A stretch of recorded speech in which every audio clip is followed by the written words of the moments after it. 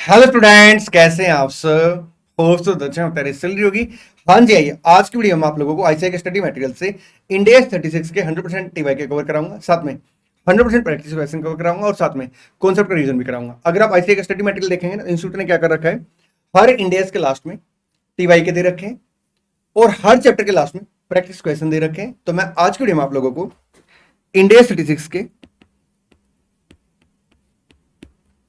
100% TY के cover कराऊंगा, साथ में 100% प्रैक्टिस क्वेश्चन कवर कराऊंगा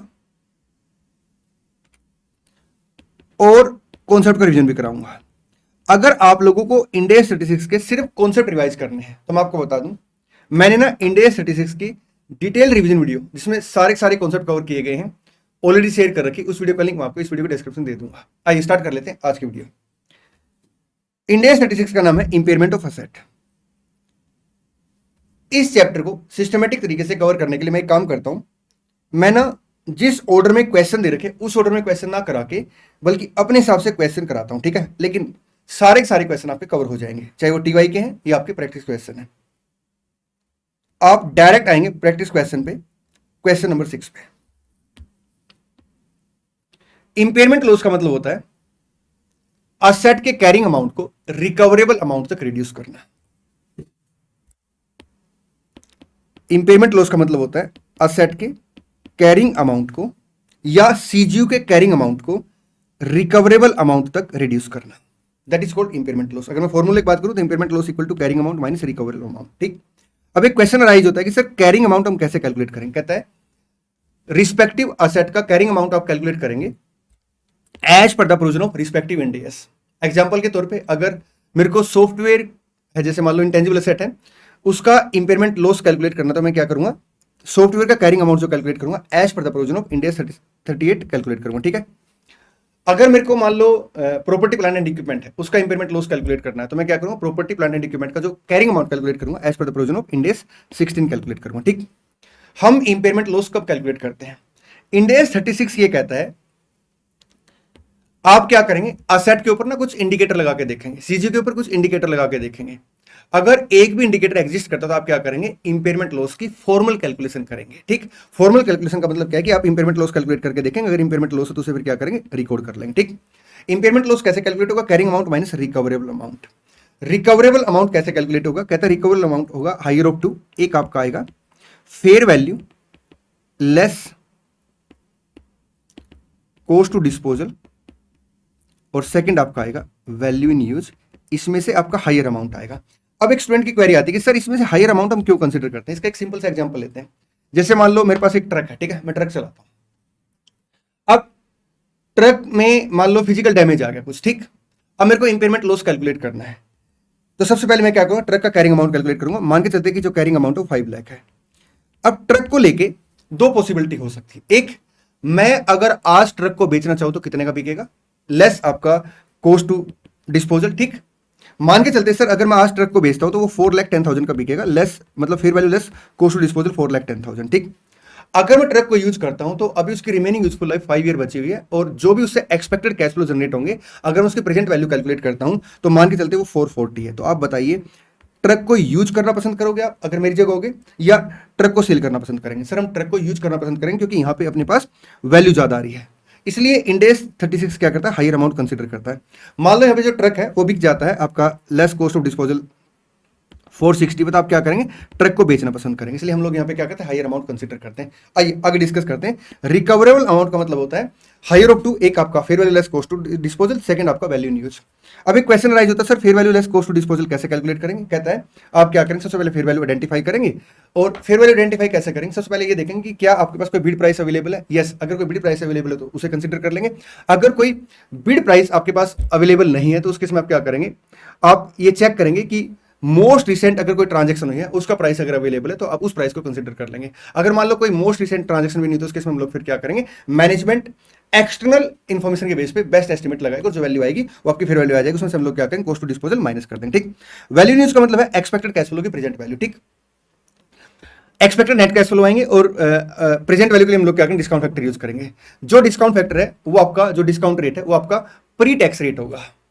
और वो दो फैक्टर कंसिडर करेगा, एक टाइम वैल्यू ऑफ मनी और सेकंड आपका risk specific to the asset. ठीक, तो जो भी एक्सपेक्टेड कैश फ्लो की प्रेजेंट वैल्यू आएगी वो वैल्यू न्यूज कहलाएगी। ठीक, चले जी सर, आइए आगे बढ़ते हैं।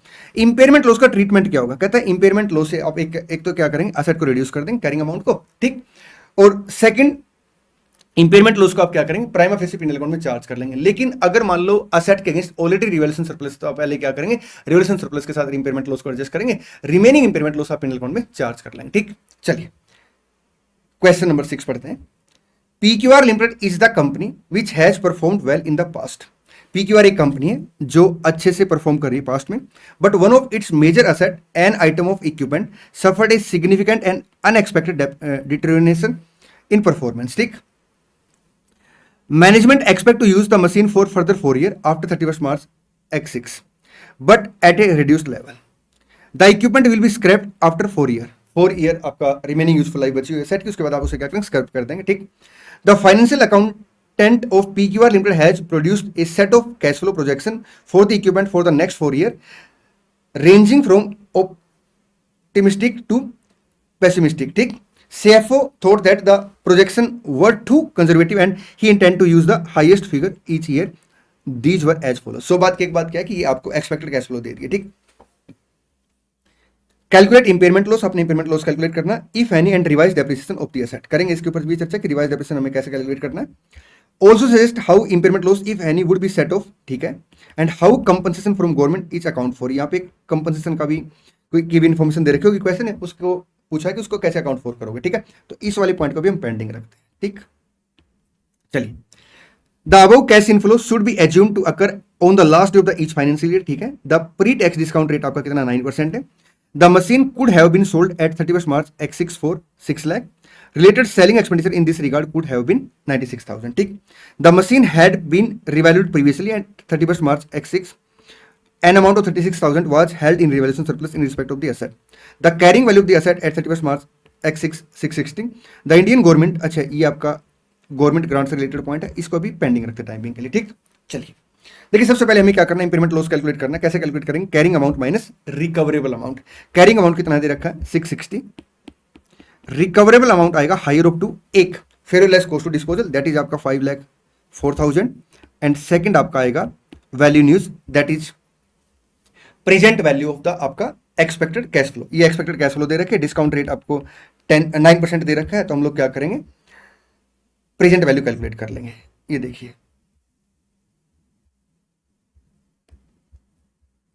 ये एक्सपेक्टेड कैश फ्लो है, ये आपका डिस्काउंट फैक्टर है, ये आपका प्रेजेंट वैल्यू आ गई, वैल्यू न्यूज आ गई। ठीक, एक बात यहां पे मैं आपको एक्सप्लेन करना चाहता हूं। देखिए क्या होता है, कई बार ना क्वेश्चन में आपको ऐसे इंफॉर्मेशन देगा कि जैसे ये क्वेश्चन है, इसमें ना 4 year के बाद expected scrap value of the asset, जैसे मान लो 40,000 है, तो हम क्या करेंगे, 40,000 को इस अमाउंट के अंदर ऐड कर देंगे, क्योंकि आपके रूटीन के कैश फ्लो। ठीक, हाँ, अगर क्वेश्चन ने ऑलरेडी बोल दिया कि इसमें आपका स्क्रैप वैल्यू इंक्लूड है, फिर हम उसे अलग से ऐड नहीं करेंगे। ठीक, इस बात का ध्यान रखेंगे।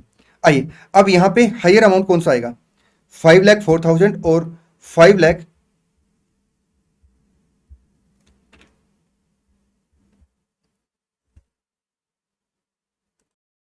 88,000 230। ठीक है, ये आपका हायर आ गया, तो ये आपके लिए रिकवरेबल अमाउंट बन जाएगा। तो इंपेयरमेंट लॉस कितने से आएगा, कैरिंग अमाउंट माइनस आपका रिकवरेबल अमाउंट, दिस वन आपका ये इंपेयरमेंट लॉस आ गया। अब इस इंपेयरमेंट लॉस का क्या ट्रीटमेंट होगा, एक तो हम लोग क्या करेंगे, असेट के कैरिंग अमाउंट को रिड्यूस कर देंगे। ठीक, एक कॉन्सेप्ट आता है आपका revised carrying amount. Revise carrying amount calculate करते हैं हम लोग, carrying amount minus impairment loss. ठीक, यहां पे ना स्टूडेंट की क्वेरी आ जाती है कि सर एक बात बताओ, जैसे आपने हमें बताया कि revise carrying amount equal to carrying amount minus impairment loss, हम ऐसा भी तो बोल सकते हैं revise carrying amount equal to recoverable amount. नहीं दोस्तों, हम ऐसा बिल्कुल भी नहीं बोल सकते, क्योंकि कई बार क्या होता है, रिकवरेबल अमाउंट ज्यादा होता है। जैसे मान लो यहाँ पे जो रिकवरेबल अमाउंट है, मान लो 7 लाख आ गया, तो उसके इसमें इंपेयरमेंट लॉस नहीं ला जाएगा और रिवाइज कैरिंग अमाउंट आपका 660 आ जाएगा। लेकिन अगर हम ये बोले recoverable revise carrying amount equal to recoverable amount, तो फिर उस केस में हमें यहाँ पे क्या करना पड़ेगा, 7 लाख लिखना पड़ेगा, जो कि गलत होगा। ठीक, चलिए आगे बढ़ते हैं। अब ये आपका इंपेयरमेंट लॉस आ गया, इससे हम क्या करेंगे, असेट को रिड्यूस कर देंगे, रिवाइज कैरिंग अमाउंट आ गया। और सेकंड ट्रीटमेंट क्या करेंगे, इस इंपेयरमेंट लॉस को हम प्राइमा फेसी पिनल अकाउंट में चार्ज करेंगे, लेकिन अगर ऑलरेडी अपने पास रिवैल्यूएशन सरप्लस है उसके साथ एडजस्ट करेंगे। क्वेश्चन ने हमें बताया कि कंपनी ने क्या किया था, असेट को पहले रिवैल्यू किया था और रिवैल्यूएशन सरप्लस है 36,000 से, तो रिमेनिंग जो इंपेयरमेंट लॉसेस हम क्या करेंगे, पीएनएल अकाउंट में चार्ज कर लेंगे, दैट इज आपका 35,770। ठीक, अब ये जो रिवाइज कैरिंग अमाउंट है इसे हम लोग क्या करेंगे, फर्दर डेप्रिसिएशन के लिए कंसिडर करेंगे। ठीक, अब ये देखिए आपका ये रिवाइज कैरिंग अमाउंट आ गया 588,230, रेजुअल वैल्यू नील है, तो आपका फर्दर डेप्रिसिएशन यहाँ आ जाएगा। आइए आगे बढ़ते हैं। अब क्वेश्चन ने यहाँ पे एक बात और लिख रखी है in regard to government compensation. The Indian government has indicated it may compensate the company for any loss in the value of asset up to the recoverable amount. मतलब वो जितना इंपेयरमेंट लॉस होगा उसके लिए गवर्नमेंट कह रही है, indication दे रही कि वो क्या करेगी, मे भी कंपनसेट कर दे। अब यहां पे इस रिगार्ड में क्वेश्चन की रिक्वायरमेंट क्या है, how compensation from government be account for. देखिए इंडेस 20 गवर्नमेंट ग्रांट की बात करता है। इंडेस 20 ये कहता है कि एंटिटी गवर्नमेंट ग्रांट को रिकॉर्ड कर लेगी अगर इस बात की रीजनेबल एश्योरेंस है, एक जो गवर्नमेंट ग्रांट के रिगार्ड में कंडीशन है वो पूरी हो जाएंगी, सेकंड जो गवर्नमेंट ग्रांट का अमाउंट है वो रिसीव हो जाएगा। अगर इस बात की रीजनेबल एश्योरेंस है कि दोनों कंडीशन पूरी हो जाएगी तो गवर्नमेंट ग्रांट रिकॉर्ड कर ली जाएगी। ठीक, लेकिन यहां पे अगर आप देखेंगे तो यहां पे इट मे कंपनसेट है, मतलब कोई भी यहां पे रीजनेबल एश्योरेंस नहीं कि पैसा मिलेगा, क्योंकि गवर्नमेंट ने कोई अनाउंसमेंट नहीं की है, सिर्फ उसने क्या कहा है, मे बी कंपनसेट, तो हम यहां पे गवर्नमेंट ग्रांट का अमाउंट रिकॉर्ड नहीं करेंगे। ठीक, at this time the government has only stated that it may reimburse the company and therefore credit should not be taken for any potential government receipt। आइए आगे बढ़ते हैं, क्वेश्चन नंबर 7। देखिए इस इंडेस में मैं जो क्वेश्चन करा रहा हूं आपको, इस चैप्टर को सिस्टमेटिक तरीके से कवर कराने के लिए क्वेश्चन आगे पीछे करा रहा हूं। ठीक, तो आप एक काम करेंगे, आप ना जब ये वीडियो देख रहे हैं ना, तो जो भी क्वेश्चन आ रहा है ना टाइम स्टैम्प बना देंगे साथ साथ। ठीक, अगर प्रैक्टिस क्वेश्चन है तो PQ7 लिख देंगे और फिर आगे टाइम लिख देंगे, और अगर TY के तो फिर TY के लिख के जो भी नंबर ऑफ क्वेश्चन होगा उसके बाद फिर टाइम लिख देंगे। ठीक, आइए question number 7। On 1 January year one पे 1 जनवरी है, मतलब मैं कह सकता हूं ईयर 0 की बात हो रही। ठीक, entity Q purchased a machine costing 240 with an estimate useful life of 20 year and an estimated 0 residual value. ठीक है जी, depreciation is computed on SLM। ठीक है, the asset had been revalued on 1 January year 3 250 but with no change in the useful life at that date. देखिए year 0 में हमने क्या किया, 240 के असेट परचेज की, जो डेप्रिसिएशन है वो आपका 20 ईयर के हिसाब से लग जाएगा और रेजिडुअल वैल्यू आपकी नील है, और डेप्रिसिएशन का मेथड आपका SLM है। तो हम लोग क्या करेंगे, रिवैल्यू किया हमने ईयर 3 के फर्स्ट डे पे, तो 2 साल का डेप्रिसिएशन पहले माइनस करेंगे, माइनस आएगा depreciation for year 1 and 2, 240 asset की कॉस्ट है, 20 ईयर के हिसाब से डेप्रिसिएशन चार्ज करना, 2 ईयर का डेप्रिसिएशन 24,000। तो जो कैरिंग अमाउंट है वो 2,16,000 आ गया, रिवैल्यूड अमाउंट आपका 250 है, तो 34,000 से आपका क्या आ जाएगा, रिवैल्यूएशन सरप्लस आ जाएगा। ठीक, और 250 आपका रिवाइज कैरिंग अमाउंट आ जाएगा as per the provision of Ind AS 16। ये इंडेस 16 की बात चल रही है। ठीक, but with no change in the useful life at that date. ठीक, तो ईयर 3 पे फर्स्ट डे पे। ठीक, 0 मतलब यहां पे फर्स्ट डे।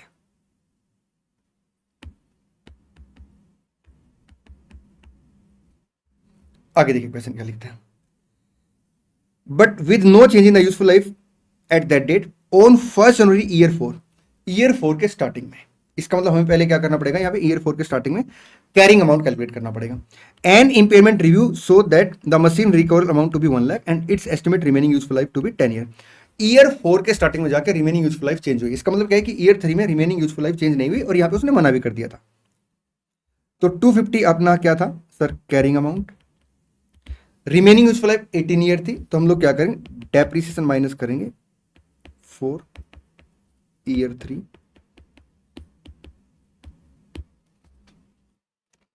तो 250 डिवाइड बाई 18 आपका 13,889। तो कैरिंग अमाउंट आ गया 2,36,111। ये आपका कैरिंग अमाउंट आ गया। ठीक, अब इसमें से हम लोग क्या करेंगे, रिकवरेबल अमाउंट माइनस कर देंगे। रिकवरेबल अमाउंट क्वेश्चन ने कैलकुलेट करके दे दिया कितने से, 1 लाख से। तो जो डिफरेंस आएगा वो आपका इंपेयरमेंट लॉस आ गया 136,111। अब इस इंपेयरमेंट लॉस का क्या ट्रीटमेंट करेंगे, इसमें हम सबसे पहले क्या करेंगे, रिवल्यूशन सरप्लस को एडजस्ट करेंगे और रिमेनिंग इंपेयरमेंट लॉस को पिनल अकाउंट में चार्ज करेंगे। अब एक क्वेश्चन राइज होता है कि ईयर फोर्थ के फर्स्ट डे पे क्या रिवल्यूशन सरप्लस का अमाउंट ये आएगा या कुछ और आएगा। देखिए, as per the provision of India 16, दो अल्टरनेटिव है एंटिटी के पास, वो चाहे तो क्या कर सकती है, रिवल्यूशन सरप्लस को कंटिन्यू कर सकती है सेम बैलेंस को, ठीक, या वो चाहे तो क्या कर सकती है, एडिशनल डेप्रिसिएशन के बराबर रिवल्यूशन सरप्लस का अमाउंट हर साल रिटेन अर्निंग में ट्रांसफर कर सकती है। ठीक है, तो हमें देखना पड़ेगा कंपनी की हमें पॉलिसी क्या है। क्वेश्चन ने लास्ट में लिखा है, during the course of utilization of machine the company did not opt to transfer part of the revaluation surplus to retain earning. इसका मतलब क्या है कि कंपनी क्या करी, रिवल्यूशन सरप्लस का बैलेंस बिल्कुल सेम मेंटेन कर रही है।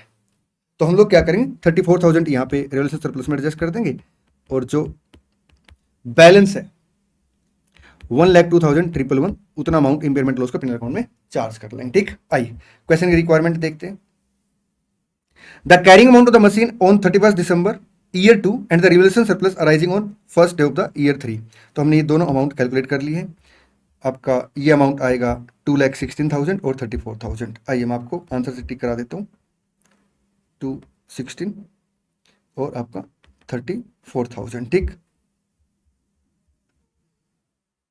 the carrying amount of the machine on 31st December year 3 immediately before the impairment, that will be आपका 236,111।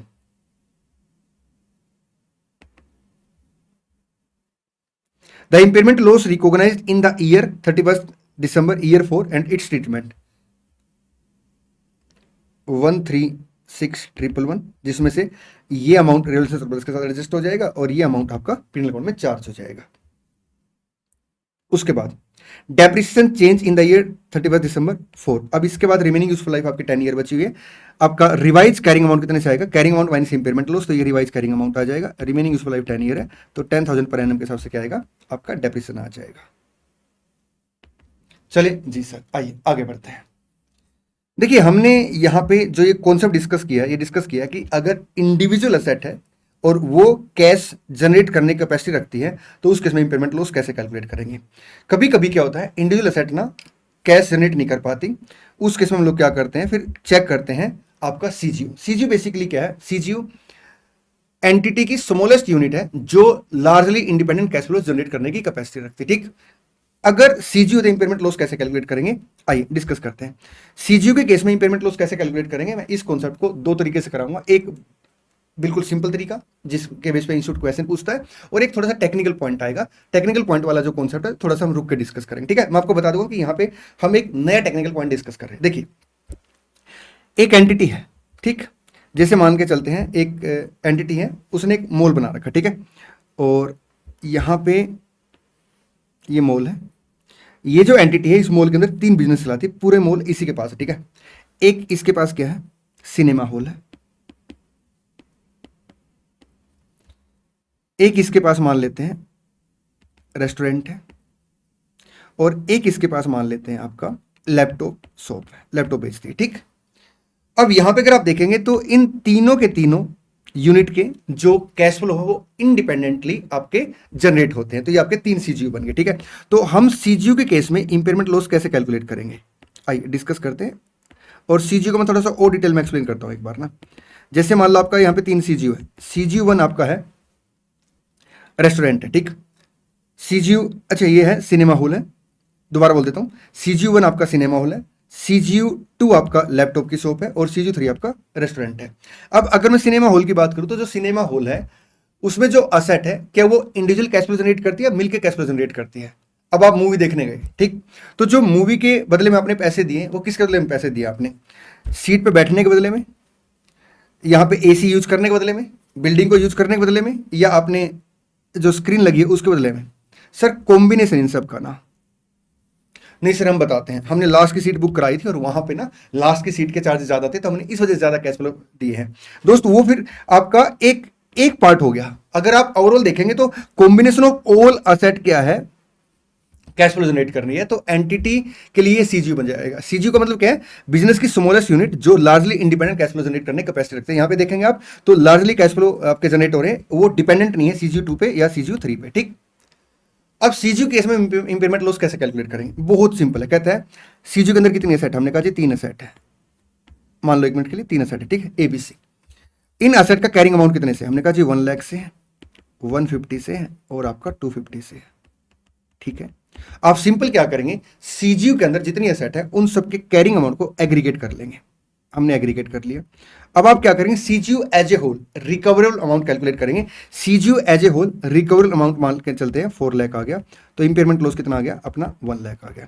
अगर 1 लाख इंपेयरमेंट लॉस है तो हम लोग क्या करेंगे, इंपेयरमेंट लॉस को कैरिंग अमाउंट के रेशो में एलोकेट कर लेंगे। तो यहाँ पे आपका इंपेयरमेंट लॉस जो 1 लाख है इस रेशो में हम एलोकेट करेंगे, तो ये आपका 20% आ गया, 20,000, 30,000 और 50,000, और ये आपका रिवाइज कैरिंग अमाउंट आ जाएगा। ठीक, चले आगे। हाँ जी, देखिए बिजनेस के पास ना कुछ ऐसी एसेट होती हैं जो largely independent cash flow generate नहीं करती, लेकिन सीजीयू की हेल्प करती है कैश फ्लो जनरेट करने में। जैसे मान लो यहाँ पे आपका ये हमारा मॉल है, ठीक, और हमारे पास ना अपनी पार्किंग है और पार्किंग के हम अलग से कोई पैसे चार्ज नहीं करते।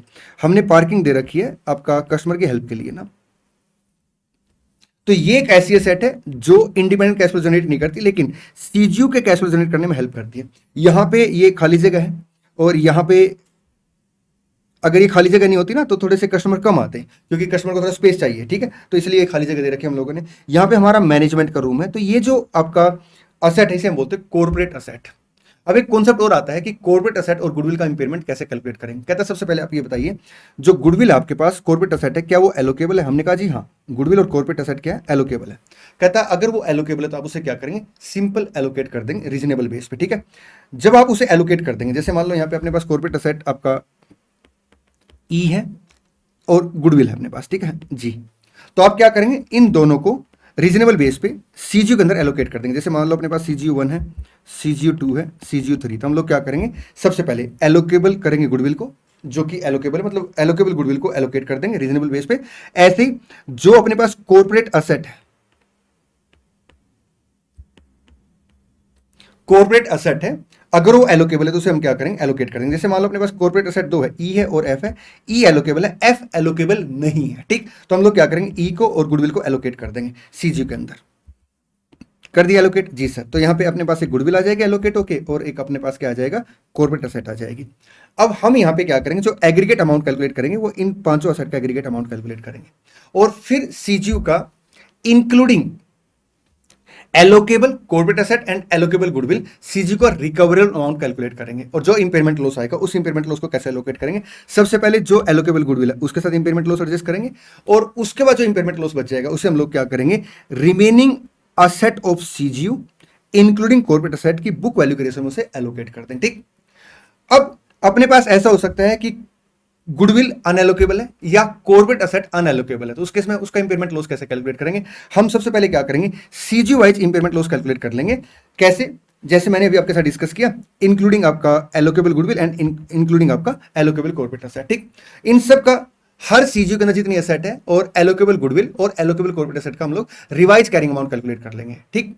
अब अपने पास सारे रिवाइज कैरिंग अमाउंट आ गए। अब हम उनमें क्या करेंगे, जो अनएलोकेबल कॉर्पोरेट एसेट और अनएलोकेबल गुडविल है उसे ऐड कर देंगे, और फिर लार्ज सीजीयू मतलब business as a whole recoverable amount calculate करेंगे, ठीक।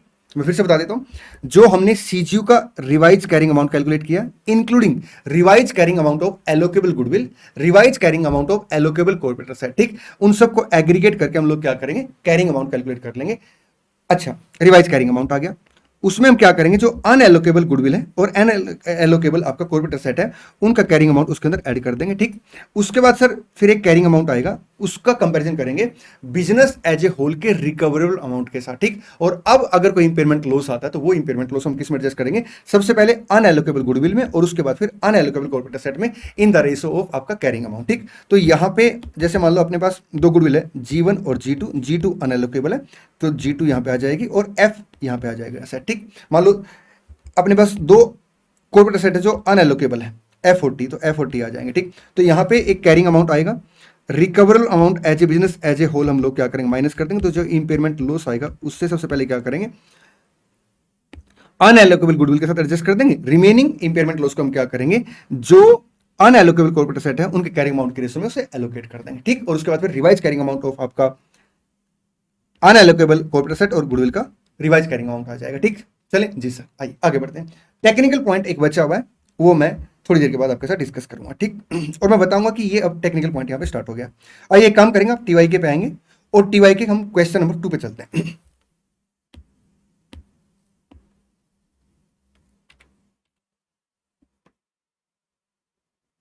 प्लीज आप ना टाइम स्टैम्प साथ साथ बनाते रहना। ABC limited has 3 CGU A, B, and C, and the carrying amount of which as on 31st March X1 are as follows. ये carrying amount दे दी, remaining useful life आ गई, ठीक। ABC Limited also has 2 corporate asset having a remaining useful life of 20 year.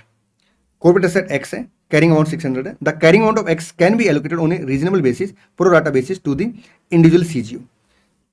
Question ने हमें बताया कि जो ये carrying amount है इसे आप इन सीजीयू में एलोकेट कर सकते हैं रीजनेबल बेस पे। अब यहाँ पे रीजनेबल बेस क्या रहेगा, क्वेश्चन ने कुछ बताया नहीं। तो रीजनेबल बेस प्राइमा फेसी यहाँ पे कैरिंग अमाउंट रहेगा, लेकिन एक चीज का और ध्यान रखेंगे, जो ये कॉर्पोरेट एसेट एक्स है इसे जो सीजीयू ए है वो यूज कर पाएगी 10 ईयर के लिए, लेकिन जो सीजीयू बी और सी है वो उसे 20 ईयर के लिए यूज कर पाएगी। तो हम लोग यहाँ पे क्या करेंगे, एक वेटेड बना लेंगे इन दोनों का ना, ठीक है। तो वेट कितना आ जाएगा आपका 5000, 15000 और ये आपका आएगा 22000, ठीक। आगे बढ़ते हैं। Y 200. The carrying amount of Y cannot be allocated on a reasonable basis to the individual CGU. वो ये कह रहा है कि जो कैरिंग अमाउंट है Y का वो आप इंडिविजुअल सीजीयू में एलोकेट नहीं कर सकते। इसका मतलब क्या, ये लार्ज सीजीयू का पार्ट बनेगा, हम इसे लास्ट में जोड़ देंगे, ये अनएलोकेबल कॉर्पोरेट एसेट आ गई, ठीक।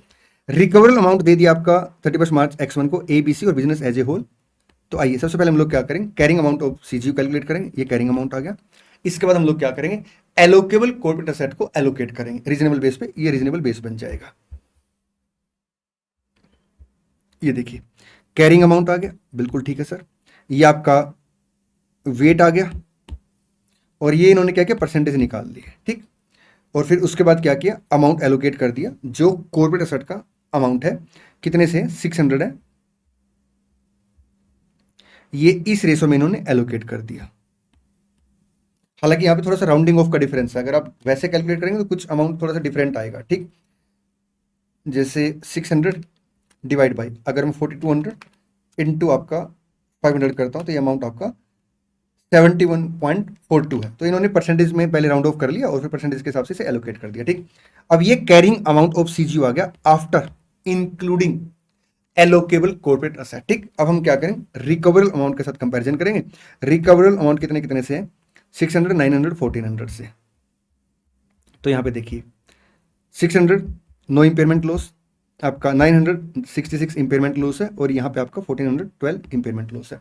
अब ये जो इंपेयरमेंट लॉस है हम सबसे पहले क्या करेंगे, एडजस्ट करेंगे एलोकेबल गुडविल के साथ।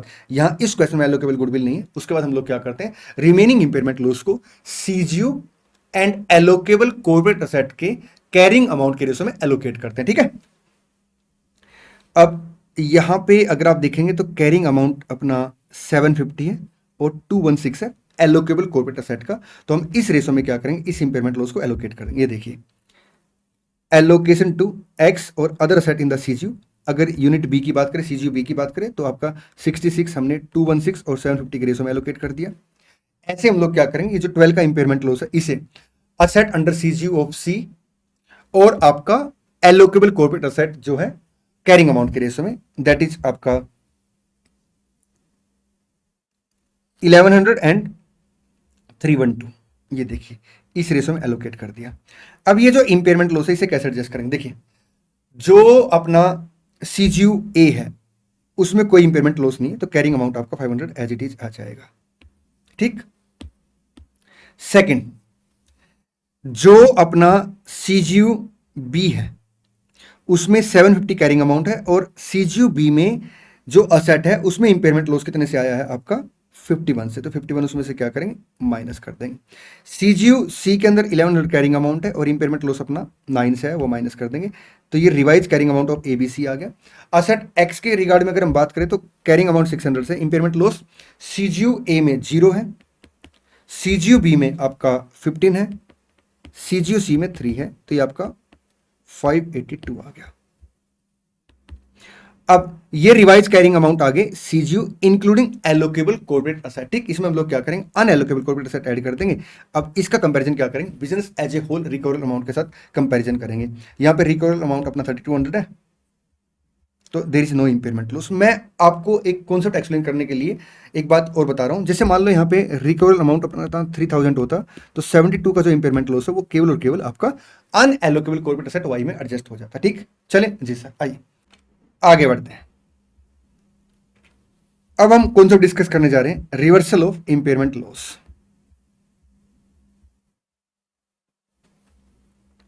एक एग्जांपल के थ्रू मैं इस कॉन्सेप्ट को एक्सप्लेन करूंगा। देखिए क्या होता है, यहां पे अपना ईयर 0 है, ईयर 1 है, ईयर 2 है, ईयर 3 है, ईयर 4 है, ईयर 5 है एंड ऑनवर्ड्स, ठीक। हमने क्या किया, एक असेट को परचेज किया 1 लाख पे। हमने क्या किया, असेट को 1 लाख पे परचेज किया, ठीक।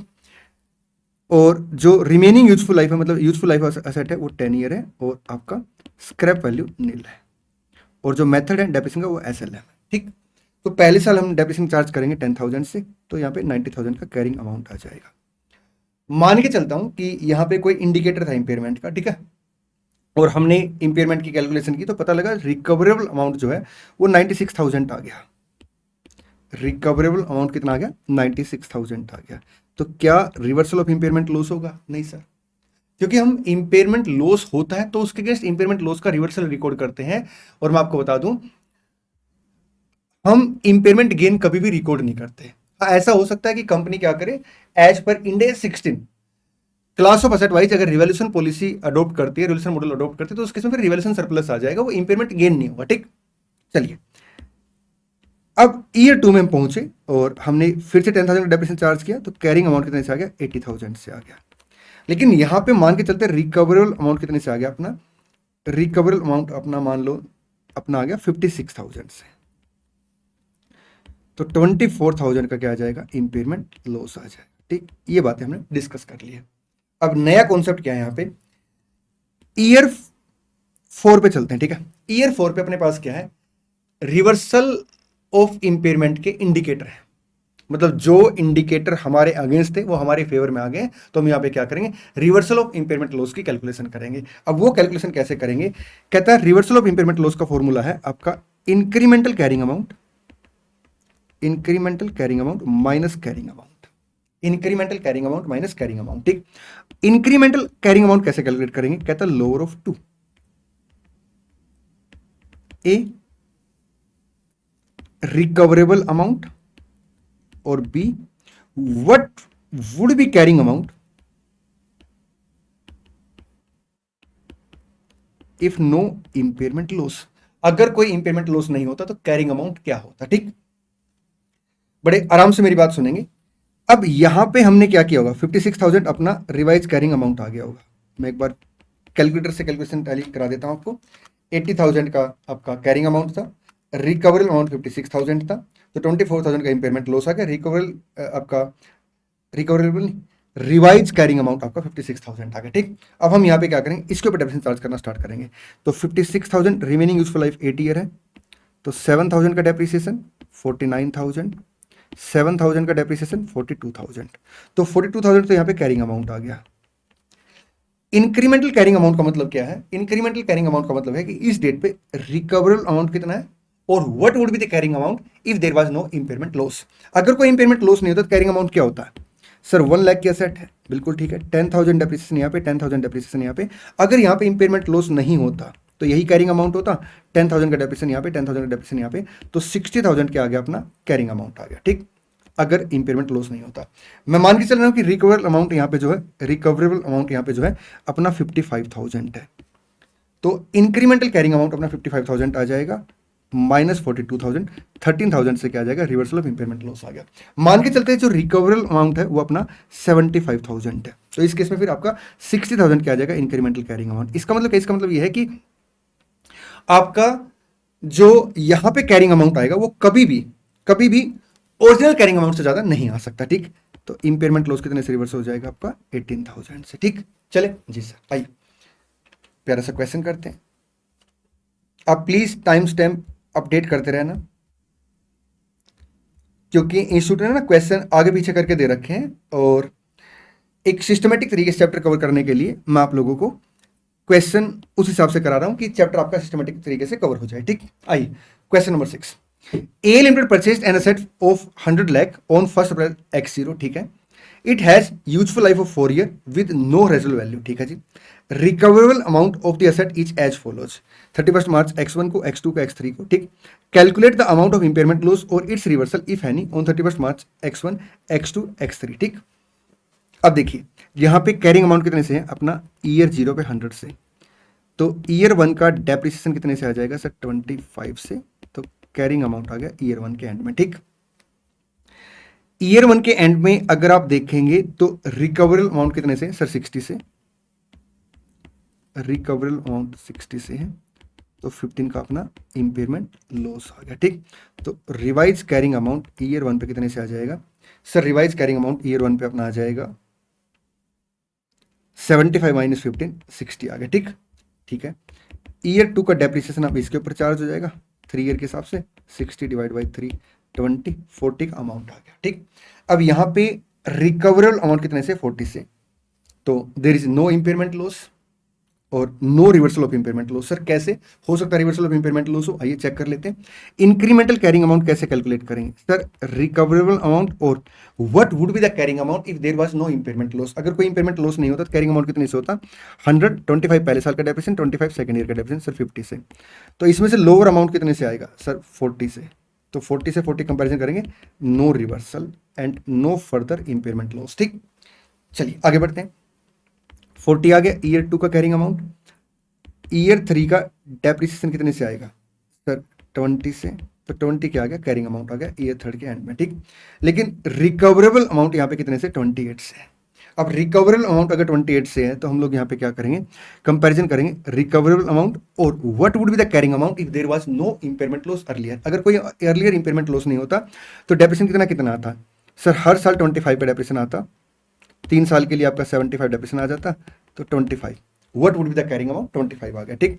तो इन दोनों में लोअर अमाउंट क्या है, 25 है, तो 25 और 20 का कंपैरिजन करेंगे तो 5 का क्या आएगा, रिवर्सल ऑफ इंपेयरमेंट लॉस आ जाएगा। Incremental carrying amount minus carrying amount, reversal of impairment loss 5 से आ गया। ये देखिए 60 रिकवरेबल अमाउंट, इंपेयरमेंट लॉस आ गया 15 का, ठीक। यहां पे आपका कोई इंपेयरमेंट लॉस नहीं, यहां पे अगर आप देखें तो रिवर्सल ऑफ इंपेयरमेंट लॉस आपका 5 से आ गया। आइए आगे बढ़ते हैं। अब मैं आपके साथ एक सीजीयू के रिगार्ड में टेक्निकल पॉइंट डिस्कस करने जा रहा हूं, जो मैंने आपको बताया था कि टेक्निकल पॉइंट जब आएगा तो मैं आपको बताऊंगा। हम एक काम करते हैं, इस एग्जांपल पे चलते हैं। यहां पे अपने पास सीजीयू 1 है, ठीक है। इसमें 3 असेट थी, कॉर्पोरेट असेट वगैरह, गुडविल वगैरह अभी हम इग्नोर करते हैं, 3 असेट थी, ठीक। मेरी आप लोगों से क्वेरी ये है कि जब असेट सीजीयू का पार्ट होती है, जब कोई भी असेट अगर एक सीजीयू का पार्ट है तो क्या वो असेट इंडिविजुअल बेस पे इंपेयर्ड हो सकती है। अगर कोई असेट आपका सीजीयू का पार्ट है तो क्या वो असेट इंडिविजुअल बेस पे इंपेयर्ड हो सकती है या फिर वो सीजीयू के साथ ही इंपेयर्ड होगी। आराम सोच का आंसर दीजिए। क्या सीजीयू के अंदर अगर कोई असेट है तो इंडिविजुअल बेस पे इंपेयर्ड होगी या सीजीयू के साथ इंपेयर्ड होगी। मैं आपको बता दूं, इंडिया स्टैटिस्टिक्स के अकॉर्डिंग इंडिविजुअल असेट भी इंपेयर्ड हो सकती है, प्रोवाइडेड 2 कंडीशन पूरी हो। एक, इंडिविजुअल असेट जो सीजीयू का पार्ट है उसमें इंपेयरमेंट के इंडिकेटर है। सेकंड, इंडिविजुअल असेट का रिकवरेबल अमाउंट कैलकुलेट हो सकता है। अगर ये 2 कंडीशन क्वालिफाई होती है तो हम लोग क्या करेंगे, इंडिविजुअल असेट को भी इंपेयर्ड करेंगे, ठीक है। आइए अब यहां पे मैं इस एग्जांपल को और डिटेल में एक्सप्लेन कर रहा हूं। एबीसी 1 लाख, आपका 150 कैरिंग अमाउंट था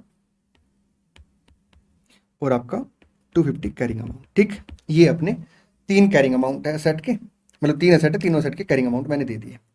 मान के चलते हैं कि जो असेट बी है उस पे इंडिकेटर है इंपेयरमेंट का और उसका रिकवरेबल अमाउंट इंडिपेंडेंट कैलकुलेट हो रहा है, ठीक। उसका रिकवरेबल अमाउंट इंडिपेंडेंट कैलकुलेट हो रहा है। मान के चलते हैं कि इसका जो रिकवरेबल अमाउंट है वो आपका 135 है, तो इसका इंपेयरमेंट लॉस हम क्या करेंगे, अलग से कैलकुलेट करेंगे पहले, ठीक। अब इस केस में बेसिकली क्या होगा, जैसे मान लो यहाँ पे रिकवरेबल अमाउंट 4 लाख का है तो इंपेयरमेंट लॉस कितने का आ गया सर, 1 लाख का। तो हम पता पहले क्या करेंगे, पहले इस इंपेयरमेंट लॉस को एडजस्ट करेंगे। सो बात की एक बात क्या है कि सीजीयू के अंदर जो असेट आएंगे वो इम्पेयर्ड होने के बाद आएगी, तो इसका रिवाइज कैरिंग अमाउंट 135 आ गया। और जो रिमेनिंग इम्पेयरमेंट लॉस है उसे हम क्या करेंगे, रिमेनिंग असेट के कैरिंग अमाउंट के हिसाब से एलोकेट करेंगे। मान लो सर यहाँ पे 2 ही असेट होती, फिर आपका रिमेनिंग इंपेयरमेंट लॉस दूसरी असेट में आ जाता, ठीक। तो सो बात की एक बात क्या है कि सीजीयू के अंदर अगर इंडिविजुअल असेट में इंपेयरमेंट के इंडिकेटर है और उसका रिकवरेबल अमाउंट कैलकुलेट हो सकता है, तो हम लोग क्या करेंगे, इंडिविजुअल असेट को इंपेयर करेंगे, ठीक। और उसके बाद सीजीयू के अंदर जो इंपेयरमेंट लॉस आएगा उसमें से पहले वो इंपेयरमेंट लॉस एडजस्ट करेंगे और बाकी जो इंपेयरमेंट लॉस होगा रिमेनिंग असेट की कैरिंग अमाउंट के हिसाब से एलोकेट कर देंगे, ठीक। आइए एक दो कॉन्सेप्ट और डिस्कस करते हैं। देखिए सीजीयू बेसिकली क्या है, ग्रुप है असेट और आपका लाइबिलिटी का जो कैश फ्लो जनरेट करते हैं, ठीक। अब ऐसा हो सकता है कि कुछ असेट और लाइबिलिटी ऐसी है जिसके ऊपर इंड AS 36 की एप्लीकेबिलिटी नहीं है। जैसे एग्जांपल के तौर पे अपने पास ट्रेड रिसीवेबल है, अब वो फाइनेंशियल असेट है। अब वो जो फाइनेंशियल असेट है वो किसका पार्ट हो गया सर, ट्रेड रिसीवेबल आपका इंड AS 109, 32 एंड 107 का पार्ट हो गया, बिल्कुल ठीक है। अच्छा अपने पास इन्वेंट्री है, अब जो इन्वेंट्री है उसके ऊपर इंड AS 2 अप्लाई होगा, उसके ऊपर इंड AS 36 अप्लाई नहीं होगा। तो कहता है अगर कोई ऐसी एसेट है जिसके ऊपर इंड AS 36 अप्लाई नहीं हो रहा, तो उसके हम लोग क्या करेंगे, जो इंपेयरमेंट लॉस आएगा वो इसमें एडजस्ट नहीं करेंगे, केवल उन एसेट में इंपेयरमेंट लॉस एडजस्ट करेंगे जिनके ऊपर ये इंड AS अप्लाई होता है, ठीक। हाँ एक बात का ध्यान रखेंगे कि जो भी यहाँ पे ये कैरिंग अमाउंट होगा ये as per the provision of respective Ind AS आएगा।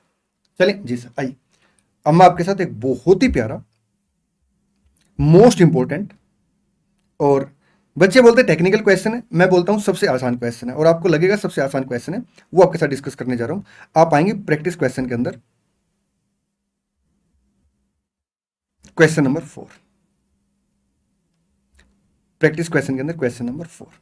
आइए मिलके पढ़ते हैं, बहुत ही बढ़िया क्वेश्चन है। और मैं आपको बता दूं मैंने आपकी कन्वीनियंट के लिए क्या किया है, अलग से यहाँ पे अपना सोल्यूशन बना रखा है, ठीक। ये जो सोल्यूशन है ये मैं आपके साथ अपने टेलीग्राम चैनल पे शेयर कर दूंगा। जितने भी इंपॉर्टेंट नोट्स हैं मैं सारे सारे अपने टेलीग्राम चैनल पे शेयर करता रहता हूँ। आप क्या करेंगे, टेलीग्राम चैनल को ज्वाइन कर लेंगे, और टेलीग्राम चैनल का लिंक ना अपने सब दोस्तों के साथ भी शेयर कर देना। ये है टेलीग्राम चैनल का लिंक, हालांकि यहाँ पे मैंने लिख रखा है, बाकी आपको टेलीग्राम चैनल का लिंक ना वीडियो के डिस्क्रिप्शन में मिल जाएगा, ठीक। चलिए क्वेश्चन नंबर 4 पे चलते हैं।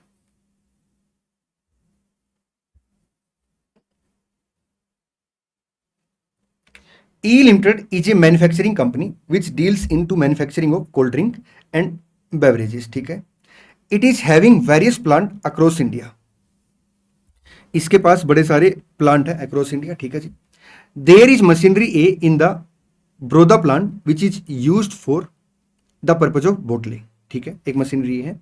देर is one more machine which is machinery B clubbed with machinery है, मशीन बी मशीन ए के साथ क्लब हो जाती है, ठीक।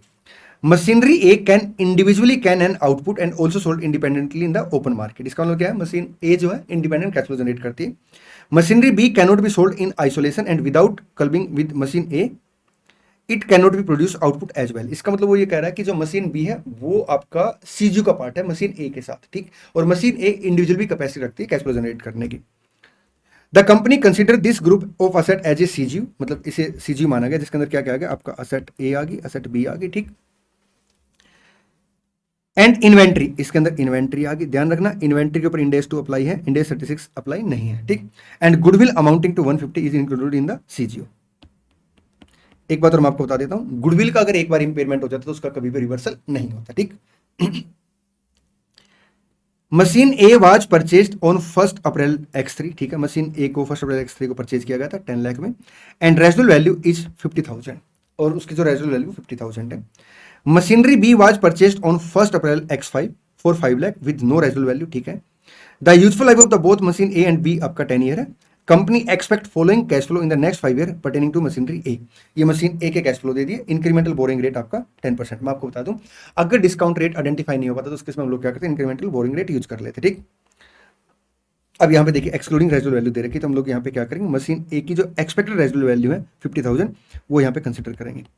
अब यहाँ पे ना एक बार रुकेंगे क्वेश्चन पे ना, देखिए हमने 1 अप्रैल X3 को मशीन ए को परचेज किया था, यहाँ पे हमें ईयर 1 2 3 4 5 करके दे दिए, नंबर ऑफ ईयर मतलब ऐसे मेंशन नहीं किया कि कौन सा ईयर है, ठीक।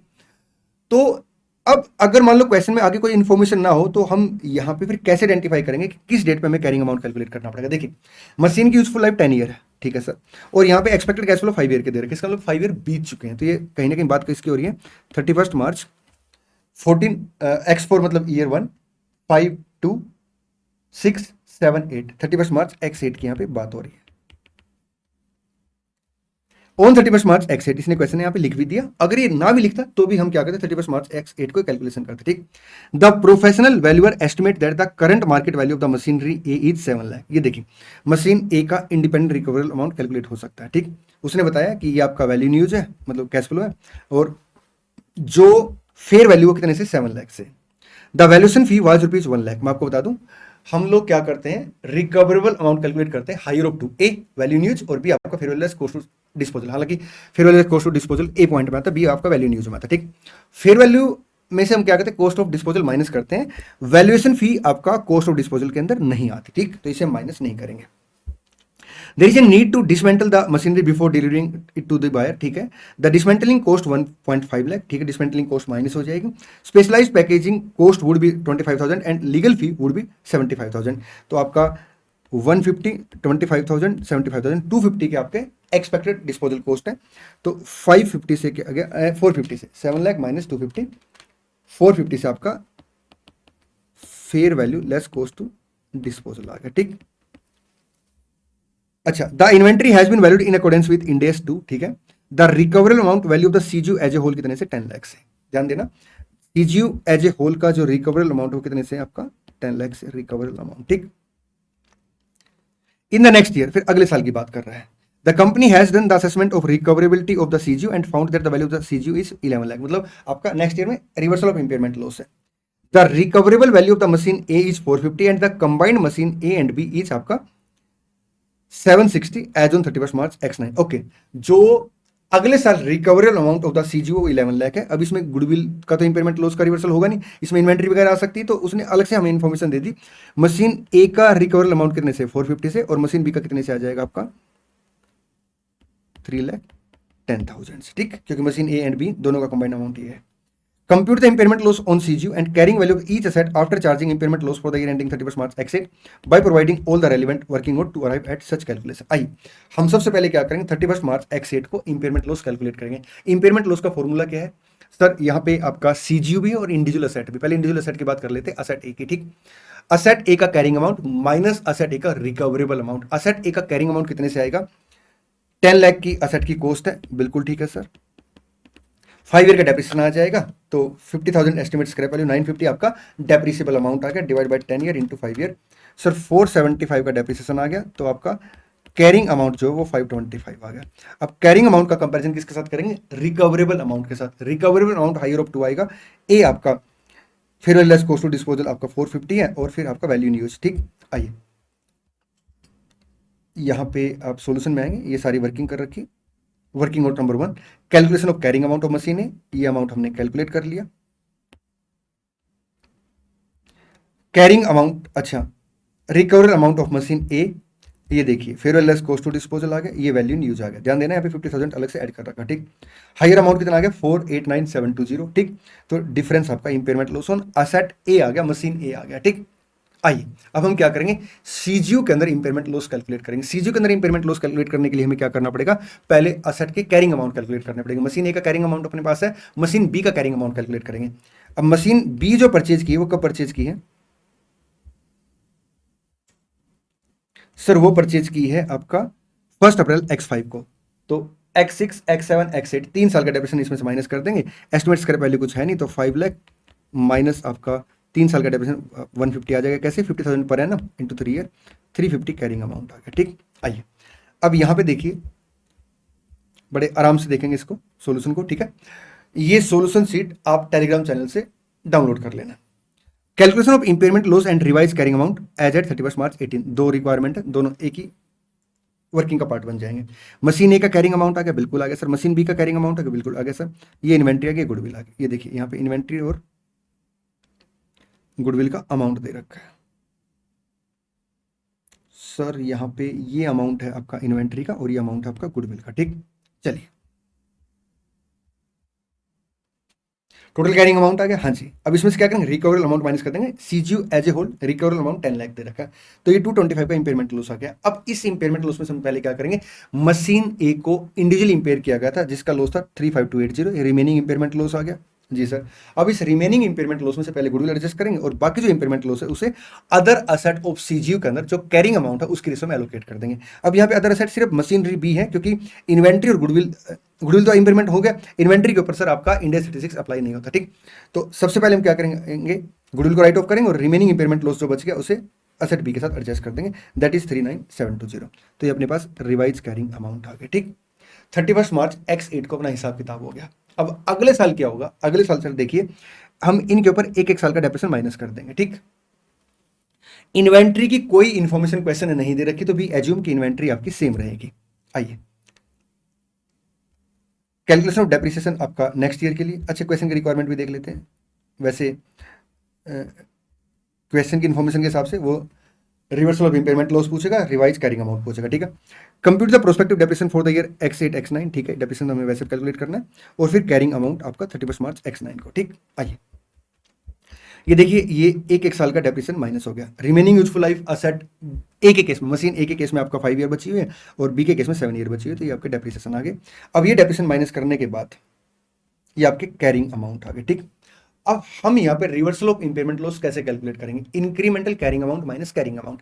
इंक्रीमेंटल कैरिंग अमाउंट कैसे निकलेगा सर, इंक्रीमेंटल कैरिंग अमाउंट निकलेगा recoverable amount on the date of आपका रिवर्सल ऑफ इंपेयरमेंट लॉस, और what would be the carrying amount if there was no impairment loss, जो भी इसमें से हायर अमाउंट होगा। ठीक सर, क्या बात कर रहे हो, लोअर अमाउंट आएगा यहाँ पे, क्योंकि रिवर्सल के केस में हमें क्या करना पड़ेगा, हम ओरिजिनल कैरिंग अमाउंट से ज्यादा नहीं जा सकते। तो प्लीज ध्यान देना, जब हम लोग रिकवरेबल अमाउंट कैलकुलेट करते हैं on the rate of impairment loss, तो हायर अमाउंट आता है वैल्यू न्यूज और आपका fair value less cost to disposal. ठीक, और यहां पे रिकवरेबल अमाउंट और what would be the carrying amount में लोअर अमाउंट आता है। हालांकि यहां पे अगर रिकवरेबल अमाउंट कैलकुलेट करना पड़ा, क्वेश्चन दे रखा है, तो फिर वो आपका वैल्यू न्यूज और आपका fair value less cost to disposal में हायर आएगा। ठीक, चलिए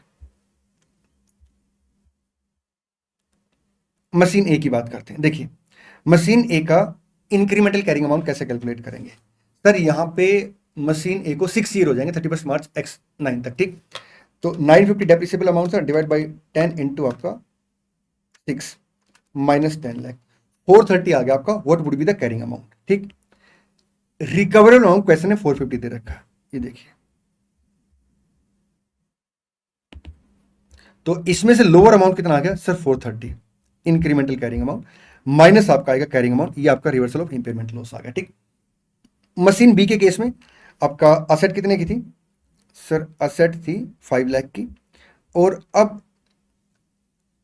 3 ईयर पहले थे, 4 ईयर हो गए हैं।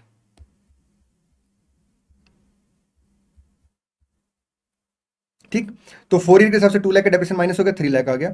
3 लाख आ गया आपका what would be the carrying amount, और 310 आ गया आपका रिकवरेबल अमाउंट, लोअर आपका इसमें से 3 लाख आ जाएगा। ये देखिए ये आपका आ गया कैरिंग अमाउंट, ये रिवर्सल ऑफ इंपेयरमेंट लॉस आ गया। यहां पे आएंगे सॉल्यूशन पे, ये देखिए इन्वेंट्री में कोई एडजस्टमेंट नहीं है, इनमें आपका रिवर्सल ऑफ इंपेयरमेंट लॉस से कैरिंग अमाउंट बढ़ गया। It is assume that value of the inventory is same in 31 March 19 as it was in 31 March 18। ठीक, आइए अब हम एक काम करते हैं, अब बिजनेस कॉम्बिनेशन और इंड AS 36 का कंबाइंड कॉन्सेप्ट डिस्कस करते हैं। ठीक,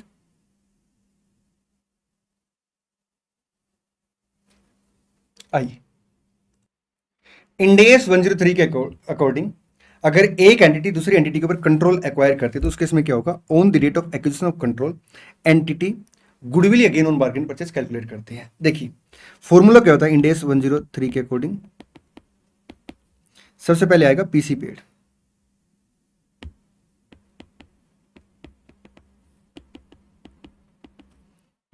प्लस आपका आएगा एनसीआई। अब ये जो एनसीआई है हम इसे कैसे कंसीडर करते हैं, एनसीआई को हम दो तरीके से कंसीडर करते हैं, या तो आपका फेयर वैल्यू पे या आपका proportionate of identifiable net asset eight fair value of आपका एक्वायरी कंपनी। ठीक, अगर एनसीआई को हम फेयर वैल्यू पे कंसीडर करते हैं तो उसे हम बोलते हैं फुल गुडविल। क्या बोलते हैं, फुल गुडविल। एक सेकंड मैं मान के चल रहा हूं, हमने इसे क्या किया, फेयर वैल्यू पे कंसीडर किया। इसमें से हम लोग क्या करते हैं, आइडेंटिफिएबल नेट असेट माइनस करते हैं at fair value on the date of acquisition of आपका सब्सिडरी कंपनी एक्वायरी कंपनी। ठीक, और जो भी डिफरेंस आएगा वो आपकी गुडविल आ जाएगी, इसे हम बोलेंगे फुल गुडविल, क्योंकि हमने एनसीआई को फेयर वैल्यू पे कंसीडर कर रखा। ठीक, अगर फुल गुडविल होती तो इंपेयरमेंट लॉस कैसे कैलकुलेट करेंगे, देखिए क्या होता है, जब हम लोग बिजनेस कॉम्बिनेशन में जाते हैं, कंसोलिडेशन में जाते हैं, तो उस केस में क्या होता है आपका ना, जो सीजीयू है हमें फिर अलग से आइडेंटिफाई करने पड़ते हैं। ऐसा हो सकता है कि जो सीजीयू ऑलरेडी पेरेंट और सब्सिडरी के थे वही सीजीयू कंटिन्यू रहे, ऐसा भी हो सकता है कि सब्सिडरी अपने आप में एक सीजीयू बन जाए, ऐसा भी हो सकता है कि सब जो पेरेंट कंपनी है जब एक्वायरी कंपनी को एक्वायर करेगी तो सिनर्जी ऑफ बिजनेस की वजह से आपका सीजीयू का कॉम्बिनेशन चेंज हो सकता है कि आपका एक यूनिट आपका पेरेंट कंपनी का और एक यूनिट सब्सिडरी कंपनी मिलकर एक सीजीयू बन सकता है, ठीक। तो ऐसे केस में हम इंपेयरमेंट लॉस कैसे कैलकुलेट करेंगे? देखिए, बिजनेस कॉम्बिनेशन के अंदर जो गुडविल आती है उसका हम लोग एक तो एनुअल इंपेयरमेंट करते हैं इरिस्पेक्टिव के इंडिकेटर है या नहीं है, और सेकंड हम क्या करेंगे, अगर इंडिकेटर है तो भी इंपेयरमेंट लॉस कैलकुलेट करेंगे। अगर फुल गुडविल है तो सबसे पहले हम लोग क्या करेंगे, इस गुडविल को ना एलोकेट करेंगे, ठीक, आपका सिस्टमैटिक बेस पे। और उसके बाद जो मैंने आपको कॉन्सेप्ट बताया था ना कि सीजीयू में हम इंपेयरमेंट लॉस कैलकुलेट करते हैं, वही सेम कॉन्सेप्ट लग जाएगा। बस क्या होगा, सबसे पहले हम इस गुडविल को खत्म करेंगे, उसके बाद फिर जो सीजीयू के अंदर असेट है इंक्लूडिंग आपका कॉर्पोरेट असेट अगर कोई है तो कैरिंग अमाउंट के रेशियो में इंपेयरमेंट लॉस को एलोकेट करते हैं, ठीक।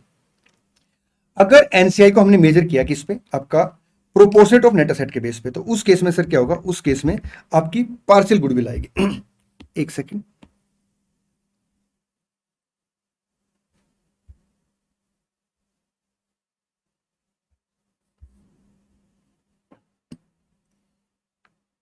अगर हमने क्या किया, जो एनसीआई है इसको मेजर किया है ऑन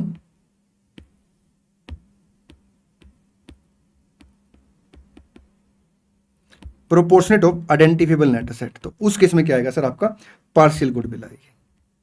अगर पार्शियल गुडविल है तो उस केस में हम लोग फिर इंपेयरमेंट लॉस कैसे कैलकुलेट करेंगे? सबसे पहले आपको क्या करना पड़ेगा, आपको नोशनल गुडविल कैलकुलेट करनी पड़ेगी। नोशनल गुडविल कैसे कैलकुलेट होगी, एक बात मैं यहां पे रोक के ना इसके बारे में और बता देता हूं। यहां पे जो भी इंपेयरमेंट लॉस होगा उस इंपेयरमेंट लॉस को हम लोग क्या करेंगे, पेरेंट की ग्रुप रिटेन्ड अर्निंग में और एनसीआई में in the ratio percentage of holding allocate कर देंगे, ठीक। आइए अब यहां डिस्कस करते हैं। देखिए, हम यहां पे सबसे पहले क्या करेंगे, नोशनल गुडविल कैलकुलेट करेंगे। नोशनल गुडविल कैसे कैलकुलेट होगी, कहता है जो भी आपकी पार्शियल गुडविल आई है उसे आप क्या करेंगे, percentage of holding by parent company से डिवाइड कर देंगे। जैसे मान लो हमने क्या किया, 80% शेयर एक्वायर किया और ये गुडविल आपकी 1000 आई है, तो हम क्या करेंगे, नोशनल गुडविल कैलकुलेट करेंगे, डिवाइड बाई 80%, आपका अमाउंट आ गया 1250 इंटू 20%, तो 250 की नोशनल गुडविल आ जाएगी। हम यहाँ पे अब इंपेयरमेंट लॉस कैसे कैलकुलेट करेंगे, सबसे पहले जो एक्चुअल गुडविल है उसे कंसीडर करेंगे, फिर नोशनल गुडविल ऐड कर देंगे, और उसके बाद सर जो आइडेंटिफिएबल मतलब जो आपका नेट असेट का ऑफ द सीजीयू का कैरिंग अमाउंट है उसे कंसीडर करेंगे, और उसके बाद जो अमाउंट आ जाएगा उसका कंपैरिजन सर रिकवरेबल अमाउंट के साथ करेंगे, ठीक है। अब जो इंपेयरमेंट लॉस आएगा उस इंपेयरमेंट लॉस का क्या ट्रीटमेंट होगा, सबसे पहले हम इस गुडविल को खत्म करेंगे, ठीक।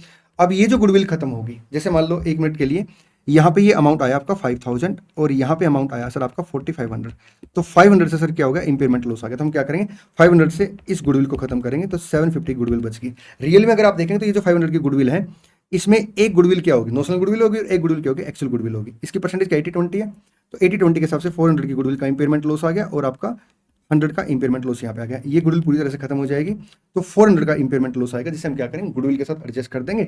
और ये जो आपका इंपेयरमेंट लॉस आएगा 400 का, ये आपका ग्रुप की रिटेन्ड अर्निंग में एडजस्ट हो जाएगा। ये आपका revise carrying amount of the goodwill आ गया, ठीक। 1 मिनट के लिए मान के चलते कि यहाँ पे जो रिकवरेबल अमाउंट है वो आपका 3500 है, तो इस केस में क्या होगा, 1500 से इंपेयरमेंट लॉस आ गया। अब इसमें सबसे पहले क्या करेंगे, गुडविल खत्म कर देंगे इंक्लूडिंग नोशनल गुडविल, बैलेंस 250 आ गया। इस 250 को हम क्या करेंगे, ग्रुप की रिटेन्ड अर्निंग में और एनसीआई में परसेंटेज ऑफ होल्डिंग के हिसाब से एलोकेट कर देंगे, ठीक है। अच्छा, अब ये जो 1250 का इंपेयरमेंट लॉस आया था इसमें से 1000 का इंपेयरमेंट लॉस गुडविल खत्म हो जाएगी, 250 की नोशनल गुडविल है ही नहीं वो खत्म हो जाएगी, ठीक। और 250 का इंपेयरमेंट लॉस आपका रिमेनिंग एसेट के साथ एडजस्ट कर देंगे यहाँ पे, और इसे पेरेंट और आपका एनसीआई में परसेंटेज ऑफ होल्डिंग के हिसाब से एलोकेट कर देंगे, ठीक। आइए अब एक प्यारा सा क्वेश्चन करते हैं। आप आएंगे प्रैक्टिस क्वेश्चन पे, क्वेश्चन नंबर 8 पे। इंस्टीट्यूट ने क्या कर रखा, क्वेश्चन 8 और 9 दो क्वेश्चन दे रखे, हालांकि 9 का लास्ट में सोल्यूशन नहीं दे रखा, दोनों डुप्लीकेट क्वेश्चन है, तो 8 का ही सोल्यूशन दे रखा, 8 ही करा देता हूं। 9 बिल्कुल डुप्लीकेट क्वेश्चन, अमाउंट वगैरह सब सेम है, बस कंपनी का नाम चेंज है। क्वेश्चन नंबर 8 पे आएंगे, बहुत ही प्यारा क्वेश्चन है। देखिए, इसमें आपका सीजीओ कॉन्सेप्ट भी आ जाएगा, इसमें आपका गुडविल का कॉन्सेप्ट भी आ जाएगा, आपका बिजनेस कॉम्बिनेशन का कॉन्सेप्ट आ जाएगा। On 31 March X1 vision limited acquired 80% of the equity share of mission limited for 190 lakh, ठीक है जी। 190 लाख पर उसने क्या किया, 80% शेयर एक्वायर कर लिया। The fair value the net asset of the mission limited that included in the consolidated balance sheet of vision limited 31 March X1 को कितने से 200 से identifiable net asset eight fair value. मैं यहाँ पे इंडेस 103 का कॉन्सेप्ट लगा रहा हूँ, ठीक। It is group policy to value the NCI in subsidiary at the date of acquisition at its proportionate share of the fair value of the subsidiary identifiable net asset. वो कह रहा है कि सब्सिडरी कंपनी जो identifiable net asset है उसके base पे हम लोग क्या करेंगे, आपका एनसीआई को वैल्यू करेंगे। तो एनसीआई कितना आ गया 20%, आपका 40 आ गया, 200 का 20%, 230, 30 की गुडविल आ गई। सॉरी ऑन 31 मार्च X4 3 साल के बाद vision limited carried out it's annual review of the goodwill on consolidation of mission limited and found evidence of impairment. मतलब 31 मार्च X4 को जाके क्या हुआ, इंपेयरमेंट के इंडिकेटर मिले। मैं आपको बता देता हूं, ये जो गुडविल होती है इसका कभी भी एमोटाइजेशन नहीं होता, इसका एनुअल इंपेयरमेंट होता है या फिर इंडिकेटर पे के बेस पे इंपेयरमेंट होता है, ठीक। तो अभी 3 साल के दौरान आपका एनुअल इंपेयरमेंट नहीं हुआ और ना कोई इंडिकेटर मिले होंगे। आगे लिख भी दिया क्वेश्चन ने, no impairment had been evident when the review were carried out on 31st March X2, 31st March X3, ठीक। The review involved allocating the asset of the mission limited into 3 CGU and computing the value in use of each unit. The carrying value of the individual unit before an impairment adjustment are given below. अगर आप यहाँ पे देखेंगे तो आपका unit A है, intangible asset है, property plant and equipment है, करंट एसेट है, वैल्यू इन यूज दे दिया, ठीक। यूनिट बी है, यूनिट सी है। It was not possible to meaningfully allocate the goodwill on consolidation of the individual CGU. देखिए उसने साफ साफ मना कर दिया कि गुडविल का जो है वो एलोकेशन मीनिंगफुल नहीं हो पाएगा। इसका मतलब हमें क्या करना पड़ेगा, गुडविल को लार्ज सीजीयू का पार्ट मानना पड़ेगा। आगे बढ़ते हैं। But all the other net asset of the mission Limited are allocated in the table shown below. अच्छा, बाकी एसेट का एलोकेशन है वो एलोकेट कर दिया है, लेकिन गुडविल का एलोकेशन मीनिंगफुल नहीं हो पाएगा, तो हम उसे लार्ज सीजीयू का पार्ट मान के चलेंगे। Intangible asset of the mission limited have no ascertainable market value but all the current asset have a market value that is at least equal to the their carrying value, ठीक है। The value in use of the mission limited in a single CGU आपका 350, ये आपका large CGU का carrying amount वो दे दिया, recoverable amount, ठीक। क्योंकि अगर क्वेश्चन में आपको fair value less cost of disposal नहीं दे रखा तो उसके हम क्या करते हैं, value in use recoverable amount बन जाता है। Discuss and compute the allocating accounting treatment of the impairment of the goodwill as per Ind AS 36। आइए हम इंपेयरमेंट ऑफ गुडविल कैलकुलेट करते हैं। देखिए सबसे पहले हम क्या करेंगे, सीजीयू के अंदर जो असेट है अगर उनमें इंपेयरमेंट है तो उसका इंपेयरमेंट लॉस कैलकुलेट कर लेंगे। यहाँ पे कोई इंपेयरमेंट लॉस नहीं, यहाँ पे आपका 24 का इंपेयरमेंट लॉस है, यहाँ पे कोई इंपेयरमेंट लॉस नहीं। अब ये जो 24 का इंपेयरमेंट लॉस है इसे कैसे एलोकेट करेंगे, इंटेंजिबल एसेट के ऊपर इंडेस 36 अप्लाई है, पीपी के ऊपर इंडेस 36 अप्लाई है, करंट एसेट के ऊपर इंडेस 36 अप्लाई नहीं है। तो इंटेंजिबल एसेट और पीपी के कैरिंग अमाउंट के रेशो में इस इंपेयरमेंट लॉस को हम एलोकेट कर लेंगे। 24 डिवाइड बाई आपका 60 4 और आपका 20, तो रिवाइज कैरिंग अमाउंट ये आपका आ जाएगा 30, तो ये 66 कैरिंग अमाउंट आ गया। अब यहाँ पे CGU 1 का कैरिंग अमाउंट आपका 170 आएगा, CGU 2 का रिवाइज कैरिंग अमाउंट आपका सॉरी 66 आएगा, CGU 3 मतलब आपका यूनिट सी का कैरिंग अमाउंट आपका 100 आ जाएगा। अब इसमें हम लोग क्या करेंगे, इसमें हम गुडविल को पहले ऐड करेंगे, ठीक है। और गुडविल को कैसे ऐड करेंगे, इंक्लूडिंग नोशनल गुडविल। अब गुडविल कितने से, 30 से। 30 गुडविल जो है ये आपका 80% के बराबर है, तो 100% के बराबर गुडविल 37.5 आएगी इंटू आपका 20%, तो 7.5 से आपका क्या आएगा, नोशनल गुडविल आ जाएगी। हम नोशनल गुडविल यहाँ पे क्यों कैलकुलेट करते हैं, इसका रीजन ये होता है कि जो हम रिकवरेबल अमाउंट कंसिडर करते हैं ना उसमें आपका इंक्लूडिंग एनसीआई की गुडविल भी होती है, ठीक। तो यहाँ पे ये अमाउंट आपका आएगा 37.5 से टोटल करते हैं 170 प्लस आपका 66 प्लस आपका 100 प्लस आपका 37.5, ये अमाउंट आ गया 373.5। इसमें से हम क्या करेंगे, recoverable amount of the large CGU that is entity as a whole 350 minus कर देंगे, तो इंपेयरमेंट लॉस कितने से आ गया सर, 23.5 से ये आपका इंपेयरमेंट लॉस आ गया, ठीक। अब ये इंपेयरमेंट लॉस गुडविल में एडजस्ट होगा किस रेशो में, आपका नोशनल गुडविल और एक्चुअल गुडविल में 80-20 के रेशो में, तो इंटू आपका 80% दैट इज 18.8 और आपका इंटू 20% आपका 3.76। लेकिन मैं आप एक सेकेंड 23.5 इंटू 20% 4.7। लेकिन मैं आपको बता दूं यहाँ पे ये गुडविल है नहीं, खत्म हो जाएगी पूरी पूरी, ठीक है। तो इंपेयरमेंट लॉस कितना एडजस्ट होगा, 18.8, 30 माइनस 18.8 ये आपका revise carrying amount of the goodwill आ गया। और मैं आपको बता दूं ये जो इंपेयरमेंट लॉस है ये आपका एनसीआई में नहीं जाएगा, पूरा पूरा इंपेयरमेंट लॉस ग्रुप की रिटेन अर्निंग में एडजस्ट हो जाएगा। क्वेश्चन नंबर 8, ये देखिए ये रिवाइज कैरिंग अमाउंट आ गया 18.8 आपका एडजस्ट हो जाएगा। ठीक, चलिए आगे बढ़ते हैं, सॉल्यूशन आप रेफर कर लेंगे। अब आप आएंगे टीवाईके पे। टीवाईके पे आपका जो है क्वेश्चन नंबर 3 है। टीवाईके में क्वेश्चन 3 को कराने से पहले एक प्यारा सा कॉन्सेप्ट और आपके साथ डिस्कस करूंगा। देखिए क्या होता है, यहाँ पे है पेरेंट कंपनी, ठीक है सर, यहाँ पे है सब्सिडरी कंपनी। पेरेंट ने जो सब्सिडरी को एक्वायर किया तो बिजनेस कॉम्बिनेशन में गुडविल आ गई। जनरली ये गुडविल आपका जो है हम सब्सिडरी के अंदर इसे कंसिडर करते हैं, लेकिन अगर मान लो पेरेंट ने जब बिजनेस एक्वायर किया तो उसके बिजनेस को सिनर्जी मिलती है और जिसकी वजह से उसने एक्सेस अमाउंट पे किया, तो हम क्या करते हैं उसमें से कुछ गुडविल आपका पेरेंट के सीजीयू में ट्रांसफर कर देते हैं। अगर पेरेंट के सीजीयू में गुडविल ट्रांसफर हुई, जैसे मान लो गुडविल आई 1000 और इसमें से क्या हुआ 400 की गुडविल अपने पेरेंट के सीजीयू में ट्रांसफर कर दी, तो फिर हम क्या करेंगे इंपेयरमेंट जो सीजीयू ऑफ एस है उसमें 600 की गुडविल ही कंसिडर करेंगे और उसके हिसाब से इंपेयरमेंट लॉस कैलकुलेट करेंगे। इसे इंपेयरमेंट लॉस के लिए कंसिडर नहीं करेंगे फॉर द पर्पज ऑफ आपका impairment loss of the CGU of the subsidiary company है, subsidiary company as a whole CGU. ठीक, क्वेश्चन नंबर 3 पढ़ेंगे, बहुत ही प्यारा question. Parent acquire an 80% ownership interest in subsidiary. मैं एक बात और फिर से रिपीट कर देता हूं, इंडेस 36 के ना 100% कॉन्सेप्ट मैंने बहुत डिटेल में रिवाइज करा रखे, डिटेल्ड रिवीजन वीडियो का लिंक इस वीडियो के डिस्क्रिप्शन में आपको मिल जाएगा। Parent acquire an 80% ownership interest in subsidiary for 2100 on 1 April X1, ठीक है। At that date subsidiary net identifiable asset have a fair value of आपका 1500, ठीक है। Parent choose to measure the NCI as the proportionate interest of subsidiary net identifiable asset. Okay, तो आपने जो PC पे की कितने से पे की है सर 2100 से, और आइडेंटिफाइबल नेट एसेट की फेयर वैल्यू कितने से 1500 से, और जो एनसीआई आप प्रोपोर्शनेट बेस पे वैल्यू कर रहे हैं आपका 20% 300 आ जाएगा। तो 900 से क्या आ गया आपका गुडविल आ गया। Parent choose to measure the NCI as the proportionate interest of the subsidiary net identifiable asset. The set of subsidiary together are the smallest group of asset that generate cash inflow.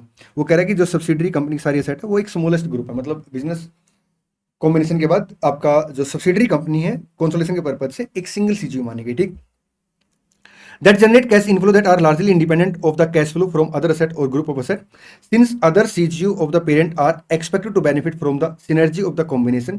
The goodwill of 500 related to those synergy have been allocated to other CGU with the parent. अब ये देखें, ये जो goodwill 900 है इसमें से क्या किया गया 500 की गुडविल, जैसे मैंने एग्जांपल में 400 का अमाउंट कंसीडर किया था, 500 की गुडविल आपने क्या किया पेरेंट को ट्रांसफर कर दी है। इसका मतलब इन रिलेशन टू आपका CGU as a whole subsidiary company आपके पास 400 की गुडविल है। ठीक, और ध्यान रखना प्रोपोर्शनेट गुडविल है। On 31st March X2, parent determine that the recoverable amount of the CGU आपका सब्सिडरी कितने से 1000 से, carrying amount of the net asset of the subsidiary excluding goodwill कितने से 1350 से। देखिए 1350 से आपका नेट एसेट आ गई, गुडविल कितने से आ गई जो इन रिलेशन टू आपका सब्सिडरी कंपनी बची है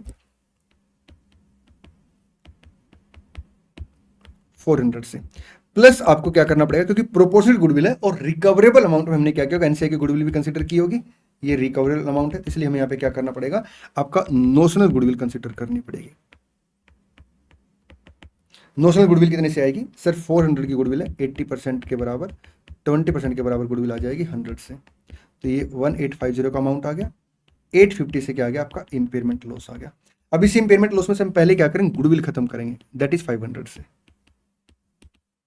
तो 350 का अमाउंट आ गया। अब ये जो 350 का अमाउंट है इसे हम क्या करेंगे पेरेंट में और एनसीआई में, मतलब पेरेंट की ग्रुप रिटेन अर्निंग में, parent oblique group retain earning में परसेंटेज ऑफ होल्डिंग के हिसाब से एलोकेट करेंगे, दैट इज आपका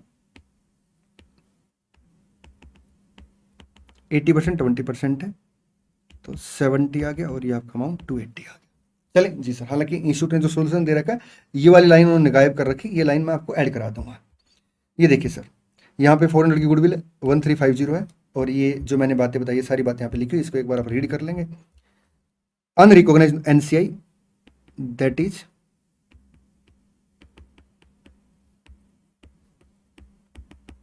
नोशनल गुडविल। ये अमाउंट कैसे कैलकुलेट हुआ? 400 डिवाइड बाई 80% इंटू 20%। ये इंपेयरमेंट लॉस आ गया, ठीक। अब इस इंपेयरमेंट लॉस में से क्या करेंगे हम लोग, ये देखिए, ये जो इंपेयरमेंट लॉस है इसमें से पहले गुडविल खत्म कर लेंगे, ठीक है, जिसमें आपका नोशनल गुडविल भी खत्म हो जाएगी।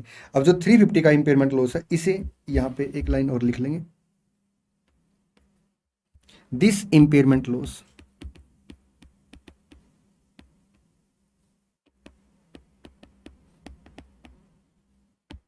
shall be borne by parent and NCI. क्योंकि जो इससे पहले क्वेश्चन किया था हमने उसमें असेट का इंपेयरमेंट लॉस था ही नहीं, सिर्फ गुडविल का इंपेयरमेंट लॉस था, इसलिए वहां पे एनसीआई में कुछ भी नहीं जाएगा क्योंकि प्रोपोर्शनेट गुडविल थी, ठीक। In the race of holding that is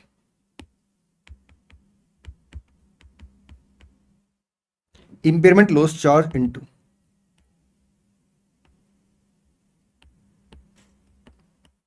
group retained earning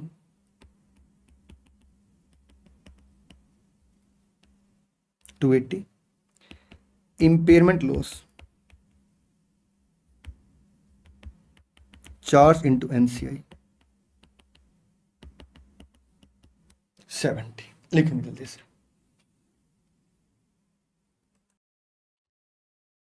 आइए आगे बढ़ते हैं। लिख लिया ना? जी सर। अब हम एक काम करते हैं, इसमें क्वेश्चन 1 थ्योरी का क्वेश्चन है, उसे मैं लास्ट में कवर करा दूंगा। अब सीरीज से क्वेश्चन कर लेते हैं, जो क्वेश्चन आता रहेगा उसी को हम कवर करते चलेंगे और उससे रिलेटेड जो भी कॉन्सेप्ट है उसको डिस्कस करते हुए चलेंगे। देखिए क्या होता है, रिवर्सल ऑफ इंपेयरमेंट लॉस केवल तभी हो पाएगा जब आपके फेवर में इंडिकेटर हो और आपके कैश फ्लो वगैरह चेंज हो रहे हो, ठीक है। कई बार क्या होता है, अनवाइंडिंग ऑफ डिस्काउंट की वजह से आपका जो रिकवरेबल अमाउंट है वो कैरिंग अमाउंट से ज्यादा आ जाता है, बट कैश फ्लो वगैरह में कोई चेंज नहीं आता, तो उस केस में हम reversal of impairment loss record नहीं करेंगे। देखिए होता क्या, जैसे मान लो अगले 5 साल के एक्सपेक्टेड कैश फ्लो ये है 1000, 2000, 1500, 1800 और 1900। अब कैश फ्लो में कोई चेंज नहीं हुआ, एक साल बीत गया। अब एक साल बीतने के बाद क्या होगा, यहाँ पे जो डिस्काउंट फैक्टर वो चेंज हो जाएगा और उसकी वजह से हो सकता है रिकवरेबल अमाउंट कैरिंग अमाउंट से ज्यादा आ जाए, तो भी हम उस केस में रिवर्सल ऑफ इंपेयरमेंट लॉस नहीं करेंगे। रिवर्सल ऑफ इंपेयरमेंट लॉस केवल तभी होगा जब इंडिकेटर आपके फेवर में होंगे और एक्सपेक्टेड कैश फ्लो में चेंज आ गया होगा, ठीक।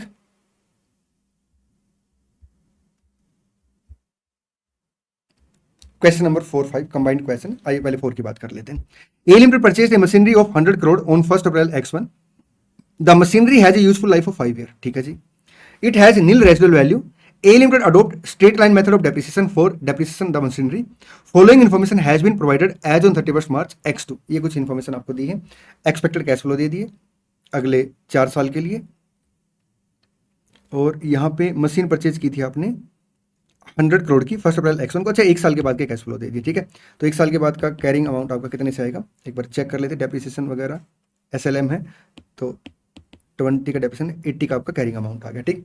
Fair value less cost to sale आपका 70 करोड़ है। Calculate the impairment loss if any. तो हम लोग यहाँ पे क्या करेंगे, डिस्काउंट रेट यूज करके आपका वैल्यू न्यूज कैलकुलेट करेंगे और जो भी हायर अमाउंट होगा वैल्यू न्यूज और fair value less cost to sale cost to disposal में उसका कंपेरिजन कैरिंग अमाउंट के साथ करेंगे, ठीक है। इसमें जो हायर अमाउंट होगा वो रिकवर्ड अमाउंट बन जाएगा। क्वेश्चन नंबर 4, ये देखिए, ये आपका वैल्यू न्यूज आ गया, तो ये अपना हायर अमाउंट है in comparison to fair value less cost to disposal से, तो इंपेयरमेंट लॉस 4.69 का आ गया, ठीक। आगे बढ़ते हैं। अब रिवाइज कैरिंग अमाउंट कितने से आ जाएगा सर, ये अपना रिवाइज कैरिंग अमाउंट आ जाएगा 75.31। आगे देखिए question number 5। Assuming in the above question as on 31st March X3, अगले साल there is no change in the estimated future cash flow and discount rate। estimated future cash flow में कोई change नहीं और fair value आपकी reduce हो गई है, तो इस केस में आपने बताना है कि आप कैसे डील करेंगे। देखिए कैरिंग अमाउंट कितने से आएगा sir, 4 year remaining useful life of the asset बचेगी, तो 75.31 4 ईयर के हिसाब से इसके ऊपर डेप्रिसिएशन चार्ज करेंगे, तो रिमेनिंग यूजफुल लाइफ के साथ डेप्रिसिएशन चार्ज करने के बाद आपका जो अमाउंट आएगा 56.4825 आ गया। 31 मार्च X3 पे कैरिंग अमाउंट आ गया। अब यहाँ पे अगर आप देखेंगे तो जो एस्टिमेटेड कैश फ्लो उसमें कोई चेंज नहीं है, डिस्काउंट फैक्टर आपका एक ईयर से कम हो गया ना, तो ये आपका वैल्यू न्यूज आ गया। अब ये वैल्यू न्यूज इसके कंपैरिजन में ज़्यादा है, लेकिन कैश फ्लो में कोई चेंज नहीं, इसलिए हम यहाँ पे रिवर्सल ऑफ इंपेयरमेंट लॉस नहीं करेंगे। एक बार इसका आंसर आप रेफर कर लेंगे, शुड नॉट बी रिवर्स। आगे बढ़ते हैं, क्वेश्चन नंबर 7। अगर मान लो असेट जो है उससे जो कैश फ्लो जनरेट होंगे वो आपकी फॉरेन करेंसी में जनरेट होंगे, तो उस केस में हमें दो बातें ध्यान रखेंगे। एक, जो डिस्काउंट फैक्टर हम लोग यूज करेंगे वो उस करेंसी का यूज करेंगे जिस करेंसी में हमें कैश फ्लो जनरेट होंगे, ठीक।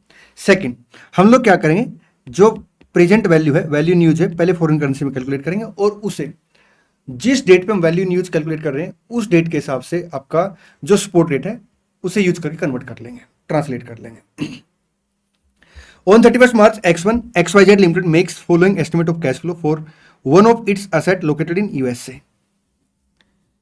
Following information has been provided. आपका applicable discount rate इंडिया में 15% है, यूएसए में 10%। हम क्या करें, 10% कंसिडर कर लेंगे, ठीक है। तो इसकी पीवी कैलकुलेट कर लेंगे और उससे क्या करेंगे, आपका 31 मार्च X1 को जो स्पॉट रेट होगा इसके हिसाब से ट्रांसलेट कर लेंगे वैल्यू न्यूज, ठीक। ये देखिए, ये डिस्काउंट फैक्टर यूज कर लिया, ये आपका डिस्काउंटेड कैश फ्लो आ गया और ये आपका वैल्यू न्यूज आ गया। चलिए आगे बढ़ते हैं। टीवाई के में क्वेश्चन नंबर 1 ये आपका थ्योरेटिकल क्वेश्चन है। देखिए क्या लिखता है क्वेश्चन। इस क्वेश्चन में एक डिस्क्लेमर ये है कि इसका आंसर मैं आपको ऐसे कराऊंगा जैसे इंस्टीट्यूट ने दे रखा है। Apex Limited is engage in the manufacturing of steel utensil. It own a building for its headquarter. The building use to be fully occupied for internal use. Building पूरी तरह से अपने इंटरनल यूज के लिए ऑक्यूपाइड है। However recently the company has undertaken a massive downsizing exercise as a result of which 1/3 of the building became vacant. This vacant portion has now been given for lease for 6 years. Determine the CGO of the building. Institute ने जो इसका answer दे रखा है वो इस assumption के साथ दे रखा कि उसका जो प्राइमरी पर्पज है वो आपने as a corporate asset use करना है, इसलिए बिल्डिंग एज ए आपका होल सीजीओ मानी जाएगी। CGO of the building is Apex Limited as a whole, as the primary purpose of the building is to serve as a corporate asset. आइए अब हम चलते हैं प्रैक्टिस क्वेश्चन पे। जो बचे हुए क्वेश्चन है उनको कवर करते हैं, क्वेश्चन 1 से लग जाते हैं। देखिए कई बार क्या होता है, जो कैश फ्लो होते हैं ना वो आपके अलग अलग प्रोबेबिलिटी से होते हैं। जैसे हमने एस्टिमेट लगाया कि हम जो अगले साल कैश फ्लो जनरेट करेंगे 1 लाख की प्रोबेबिलिटी है आपका 40%, 2 लाख की प्रोबेबिलिटी है अपना 50% और आपका 150 की प्रोबेबिलिटी है 10%। तो हम लोग क्या करेंगे, वेटेड अमाउंट निकालेंगे। जैसे यहाँ पे आपका अमाउंट 40,000 आ जाएगा, ये अमाउंट आपका 1 लाख आ जाएगा, ये अमाउंट आपका 15,000 आ जाएगा। तो 1,55,000 क्या बन जाएगा, आपका एक्सपेक्टेड कैश फ्लो बन जाएगा, ठीक। कैश फ्लो आपका 100 है, 200 है, 300 है, with probability of 10%, 60%, 3% respectively. Calculate expected cash flow. ये देखिए आपका 100 10%, 200 60%, 300 30%, ये आपके एक्सपेक्टेड कैश फ्लो आ गया। Question 2, cash flow of ₹1,000 may be received in 1 year, ठीक है, 2 ईयर और 3 year, with probability of 10%, 60% and 30% respectively. वो ये कह रहा है कि हमें जो टोटल कैश फ्लो मिलेंगे वो 1000 मिलेंगे, लेकिन वो रिसीव कैसे होंगे, इस बात की प्रोबेबिलिटी है 10% की, मतलब आपका 10% मिल जाएगा ईयर 1 में, 60% प्रोबेबिलिटी है आपको ईयर 2 मिल जाएगा, 30% प्रोबेबिलिटी आपको ईयर 3 मिल जाएगा, ठीक। Calculate expected cash flow assuming applicable discount rate 5%, 5.25% and 5.5% in year 1, 2 and 3 respectively. तो पहले साल कैश फ्लो 100 आएंगे, सेकंड ईयर 600 आएंगे, थर्ड ईयर 300 आएंगे। और जो डिस्काउंट फैक्टर आएगा वो कितने से आएगा, पहले साल के हिसाब से 1.05 आपका 0.952, ये देखिए 10% है। अच्छा, सेकंड ईयर में 5.25 है, तो 1 डिवाइड बाई 1.0525, 1 और 2, 0.90272,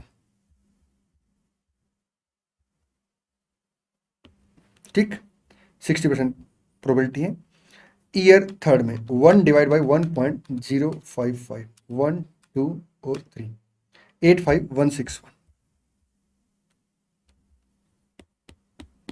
चलिए जी सर, आइए आगे बढ़ते हैं। Question 3, calculate expected cash flow in each of the following cases. आपने क्या करना, हर एक केस में एक्सपेक्टेड कैश फ्लो आइडेंटिफाई करने हैं। सबसे पहले लिखता है estimate amount fall somewhere between 50 and 250 but no amount in the range is more likely than any amount, मतलब मोर लाइकली कोई भी नहीं, तो उसके इसमें हम लोग क्या करेंगे, एवरेज अमाउंट कंसिडर कर लेंगे। आपका 50 प्लस 250 डिवाइड बाई 2 150 का अमाउंट आ जाएगा। The estimated amount falls somewhere between 50 and 250 and the most likely amount is 100. However, the probability attached to each amount are unknown. लेकिन probability unknown है तो हम लोग क्या करेंगे, तीनों को जोड़ के 3 से डिवाइड कर देंगे, तो ये आपका 400 डिवाइड बाई 3 133.33 आ जाएगा।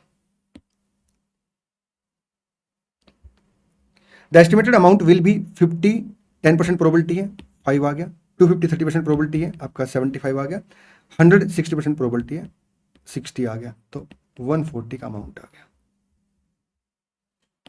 चलिए जी सर, आइए आगे बढ़ते हैं। क्वेश्चन नंबर 4 अपना हो चुका है। क्वेश्चन नंबर 5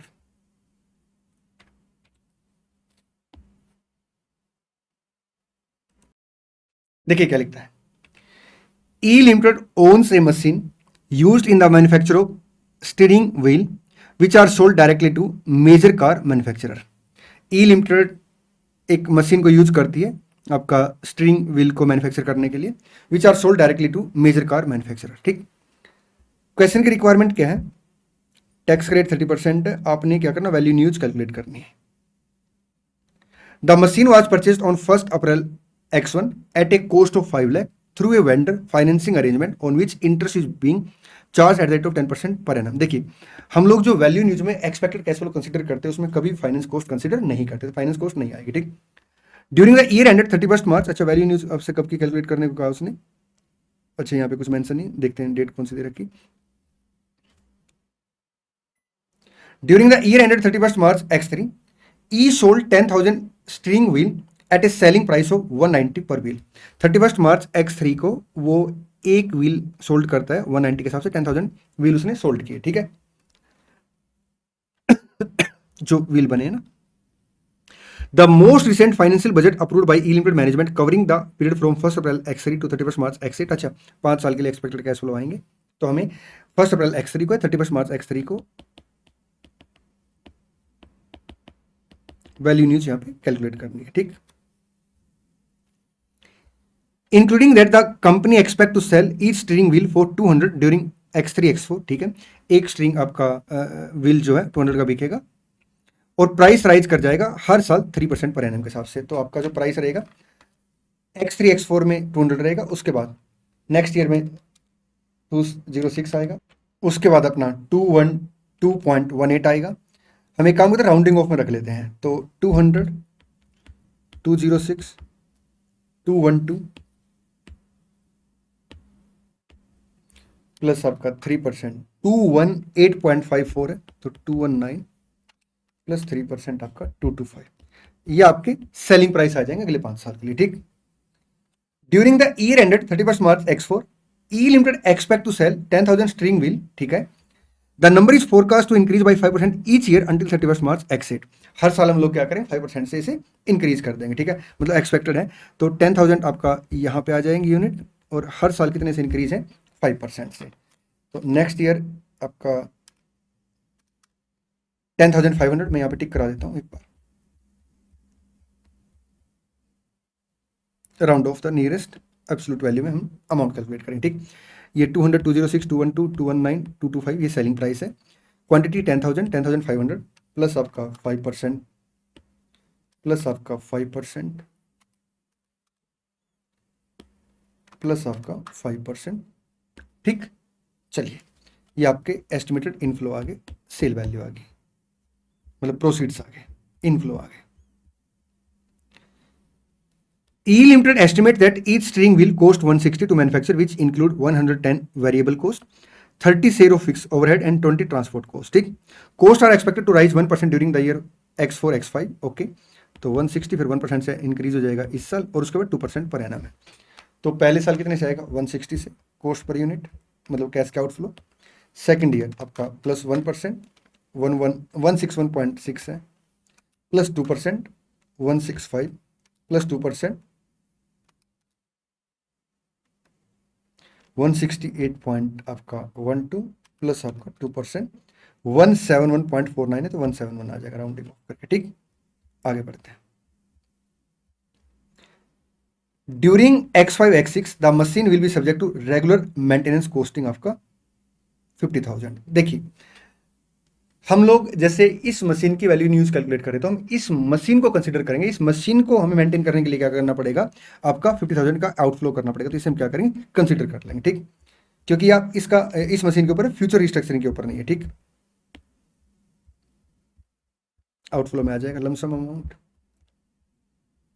आपका 5-6 में। In X3 X4 E limited expect to invest in new technology costing 1 lakh. अब यहाँ पे देखिए आपने फ्यूचर में क्या किया, रिस्ट्रक्चर किया इसे, ठीक, और कोई कमिटमेंट नहीं है। मैं आपको बता दूं इंडिया 36 ये कहता है कि future restructuring to which an entity is not yet committed हम कंसीडर नहीं करते। हाँ कमिटमेंट है तो उसे कंसीडर कर लेते, ठीक। This technology will reduce the variable cost of manufacturing each. अच्छा इन सबको हम कंसीडर करेंगे नहीं ना, इसकी वजह से कैश फ्लो जो चेंज होंगे उसे कंसीडर करेंगे, ठीक। The share fix overhead from this one. E limited is depreciating the machine using the SLM। आपका डेप्रिसिएशन से कैश फ्लो नहीं जाते क्योंकि हम यहाँ पे कैश फ्लो कंसीडर कर रहे हैं। The current estimate based on the similar asset have reach the end of the useful life of the disposal proceeds. Disposal proceeds हम लोग क्या करेंगे, कंसीडर कर लेंगे 80,000 लास्ट ईयर में, ठीक। E limited expect to dispose the machine at the end of the March एक्सेट। Pre tax discount rate आपको 8% दे रखा है, ठीक। तो 8% आपका डिस्काउंट फैक्टर कंसीडर कर लेंगे। 80,000 हम ईयर एंड पे मतलब यूजफुल लाइफ के एंड पे कंसीडर करेंगे 80,000। अब ये देखिए ये इनफ्लो हो गए, ये आपके आउटफ्लो हो गए, ये नेट कैश फ्लो हो गए, ये डिस्काउंट फैक्टर आ गया, ये आपका प्रेजेंट वैल्यू। तो ये आपकी वैल्यू न्यूज आ गई, ठीक। चलिए आगे बढ़ते हैं। क्वेश्चन नंबर 6 7 अपना हो गया है, 8 हो गया, 9 बिल्कुल डुप्लीकेट क्वेश्चन है तो इसको आप कट कर देंगे। और इंस्टीट्यूट को मैंने मेल भी डाली है कि ये क्वेश्चन डुप्लीकेट है, इसका सॉल्यूशन वगैरह भी नहीं दे रखा, तो इसे हटा दिया जाए क्योंकि बच्चों को अननेसेसरी लगेगा, पता नहीं इसमें क्या है। बिल्कुल डिट्टो क्वेश्चन है, सिर्फ और सिर्फ आपका कंपनी का नाम इन्होंने चेंज कर रखा है। आगे बढ़ते हैं। नेक्स्ट क्वेश्चन नंबर 10 है। क्वेश्चन 10 को कराने से पहले एक दो कॉन्सेप्ट आपको रिवाइज करा देता हूं। हम लोग फ्यूचर रिस्ट्रक्चरिंग को कंसीडर नहीं करते, लेकिन अगर कमिटमेंट है तो हम उसे क्या करेंगे, कंसीडर कर लेंगे। इट मीन्स क्या है कि future restructuring is not considered if yet not committed, ठीक। हाँ अगर कमिटमेंट होगी तो हम क्या करें, कंसीडर कर लेंगे। एक बात और देखिए क्या होता है, जब भी हम लोग इंपेयरमेंट लॉस निकालेंगे तो कैसे निकालेंगे, carrying amount minus recoverable amount, ठीक। हम असेट का कैरिंग अमाउंट कंसीडर करते हैं और फिर असेट का रिकवरेबल अमाउंट कंसीडर करते हैं, जिसमें आपका हायर ऑफ टू आता है, एक आपका वैल्यू न्यूज और आपका second fair less cost to disposal, ठीक। लेकिन कभी कभी क्या होता है, जो असेट होती है ना उसके साथ डिसमेंटलिंग लाइबिलिटी होती है। अगर डिसमेंटल लाइबिलिटी है आपका डिकमिशनिंग लाइबिलिटी, तो उसके में हम लोग क्या करेंगे, असेट के कैरिंग अमाउंट को भी रिड्यूस कर देंगे और रिकवरेबल अमाउंट कंसीडर करते हुए जब हम वैल्यू इन यूज कंसीडर करेंगे तो उसमें वो कैश का आउटफ्लो कंसीडर किया जाएगा। और अगर हम असेट को बेचते हैं तो जो बंदा असेट को परचेज करेगा उसे पता है कि इसमें डिकमिशनिंग लाइबिलिटी, तो वो तो अमाउंट क्या करेगा, रिड्यूस कर लेगा। तो सो बात की एक बात क्या है कि जब भी हम इंपेयरमेंट लॉस कैलकुलेट करेंगे, अगर प्रोविजन फॉर डिकमिशनिंग लाइबिलिटी, तो उसे कैरिंग अमाउंट और रिकवरेबल अमाउंट कंसीडर कैलकुलेट करते हुए कंसीडर करेंगे। इट मीन्स क्या है कि उसे रिड्यूस कर देंगे कैरिंग अमाउंट में से भी और आपका वैल्यू न्यूज और आपका fair less cost to disposal में, ठीक। इट मीन्स ये है कि जब वैल्यू न्यूज कैलकुलेट करेंगे तो कैश का आउटफ्लो कंसीडर किया जाएगा, और जब हम fair less cost to disposal consider करेंगे तो उसमें जो बंदा असेट को परचेज करेगा वो उस अमाउंट को कंसीडर कर लेगा। चलिए, at 31 March X1 the asset of A CGU are being reviewed for impairment, ठीक है जी। The carrying value of the CGU net asset is 65 lakh excluding any restructuring provision, ठीक है। असेट का कैरिंग अमाउंट 65 लाख से जिसमें आपका रिस्ट्रक्चरिंग प्रोविजन एक्सक्लूड है, ठीक। And remaining useful economic life of the recognised asset is 8 year. Management approved budget on 31 March X1 include restructuring cost of 350 to be incurred in X2। The restructuring is expected to generate cost saving 1 lakh per annum from X3, ठीक है। Formal budget have been prepared for the 3 year to 31 March X4। A zero growth rate is assumed because market conditions are extremely competitive and this is expected to continue for the foreseeable future. The future cash flow estimate are as follows. ये future के cash flow दे दिए, देखिए with restructuring consideration, इसका लो restructuring अगर हम consider करेंगे तो 350 का अमाउंट हमने यहाँ पे कैश का आउटफ्लो किया होगा, और विदाउट रिस्ट्रक्चरिंग कंसिडरेशन मतलब यहाँ पे हमने कैश का आउटफ्लो कंसिडर नहीं किया होगा, ठीक है। तो 870 माइनस 350 आपका 520 आ गया। और उसके बाद अगर आप देखें तो 1 लाख के कैश फ्लो आपके मतलब कॉस्ट सेविंग रिड्यूस होगी। ये देखिए यहाँ पे आपका 1 लाख से हर साल कैश फ्लो बढ़ गए। अगर हम रिस्ट्रक्चरिंग नहीं करते तो फिर कैश फ्लो आपके 1 लाख से कम आ रहे हैं। In X2, the net cash flow without restructuring 870 exceed the net cash flow with restructuring by the amount of restructuring cost 350. ये बात उसने लिख दी यहाँ पे. The future cash flow which exclude inflation have been discounted at the rate of 4%. For simplicity, it has been assumed that the cash flow arise at the end of each year. Compute impairment loss at 31st March X1 when restructuring cost is recognized in the financial statement. मतलब हमने commitment कर ली. अगर हमने commitment कर ली तो उस case में क्या होगा, हम रिस्ट्रक्चरिंग कॉस्ट को रिकॉर्ड कर लेंगे, तो उस केस में फिर ये आपके कैश फ्लो आएंगे. जब ये कैश फ्लो आएंगे तो हम लोग क्या करेंगे, यहाँ पे क्वेश्चन है farewell less cost of disposal नहीं दे रखा, तो इसकी वैल्यू न्यूज कैलकुलेट कर लेंगे डिस्काउंट फैक्टर यूज करके. ठीक, ये देखिए, ये डिस्काउंट फैक्टर यूज करके हमने क्या किया, वैल्यू न्यूज कैलकुलेट कर ली. अब हम इसका कंपैरिजन किसके साथ करेंगे, आपका कैरिंग अमाउंट के साथ. कैरिंग अमाउंट कितने से, सर 65 लाख है विदाउट कंसिडरिंग आपका रिस्ट्रक्चरिंग, तो रिस्ट्रक्चरिंग माइनस कर देंगे तो 6150 आ जाएगा. और यहाँ पे हमने क्या किया, ये देखिए आपका जो रिस्ट्रक्चरिंग है वो कंसिडर कर लिया कैश फ्लो में. ठीक, तो यहाँ पे कोई इंपेयरमेंट लॉस नहीं है. Provision for restructuring cost recognise, अगर हमने प्रोविजन रिकॉर्ड कर लिया, कैरिंग अमाउंट आपका आएगा 65 लाख लेस रिस्ट्रक्चरिंग प्रोविजन 350, 6150 से वैल्यू न्यूज आता है तो आपका कोई इंपेयरमेंट लॉस नहीं आएगा और रिस्ट्रक्चरिंग प्रोविजन रिकॉर्ड हो जाएगा. ठीक, 31 मार्च X1 को. सेकंड रिक्वायरमेंट है क्वेश्चन की, restructuring cost is not recognised. अगर रिस्ट्रक्चरिंग कॉस्ट आपने रिकॉग्नाइज नहीं की तो उस केस में क्या होगा, 65 लाख कैरिंग अमाउंट आएगा और हम इसके बेस पे क्या करेंगे, वैल्यू न्यूज कैलकुलेट करेंगे. ये वैल्यू न्यूज आ गई तो आपका इंपेयरमेंट लॉस आ जाएगा यहाँ पे और प्रोविजन रिकॉर्ड नहीं होगा, क्योंकि रिस्ट्रक्चरिंग प्रोविजन है नहीं, तो आपका ये इंपेयरमेंट लॉस आ गया. चले जी सर, ये कैरिंग अमाउंट आ गया और ये आपका वैल्यू न्यूज आ गया. इसी के साथ इंडिया स्टैटिस्टिक्स समाप्त होता है. आज की वीडियो समाप्त करते हैं. अगर आपको वीडियो पसंद आई तो वीडियो को लाइक करना, अपने सब दोस्तों के साथ शेयर करना, सब ग्रुप में शेयर करना, और हाँ, कमेंट करके जरूर बताना आपको वीडियो कैसे लगी, क्योंकि आपके कमेंट ना मेरे को मोटिवेट करते हैं और काम करने के लिए. मिलते हैं नेक्स्ट वीडियो में. Thank you so much. All the best. इस बार एग्जाम पार.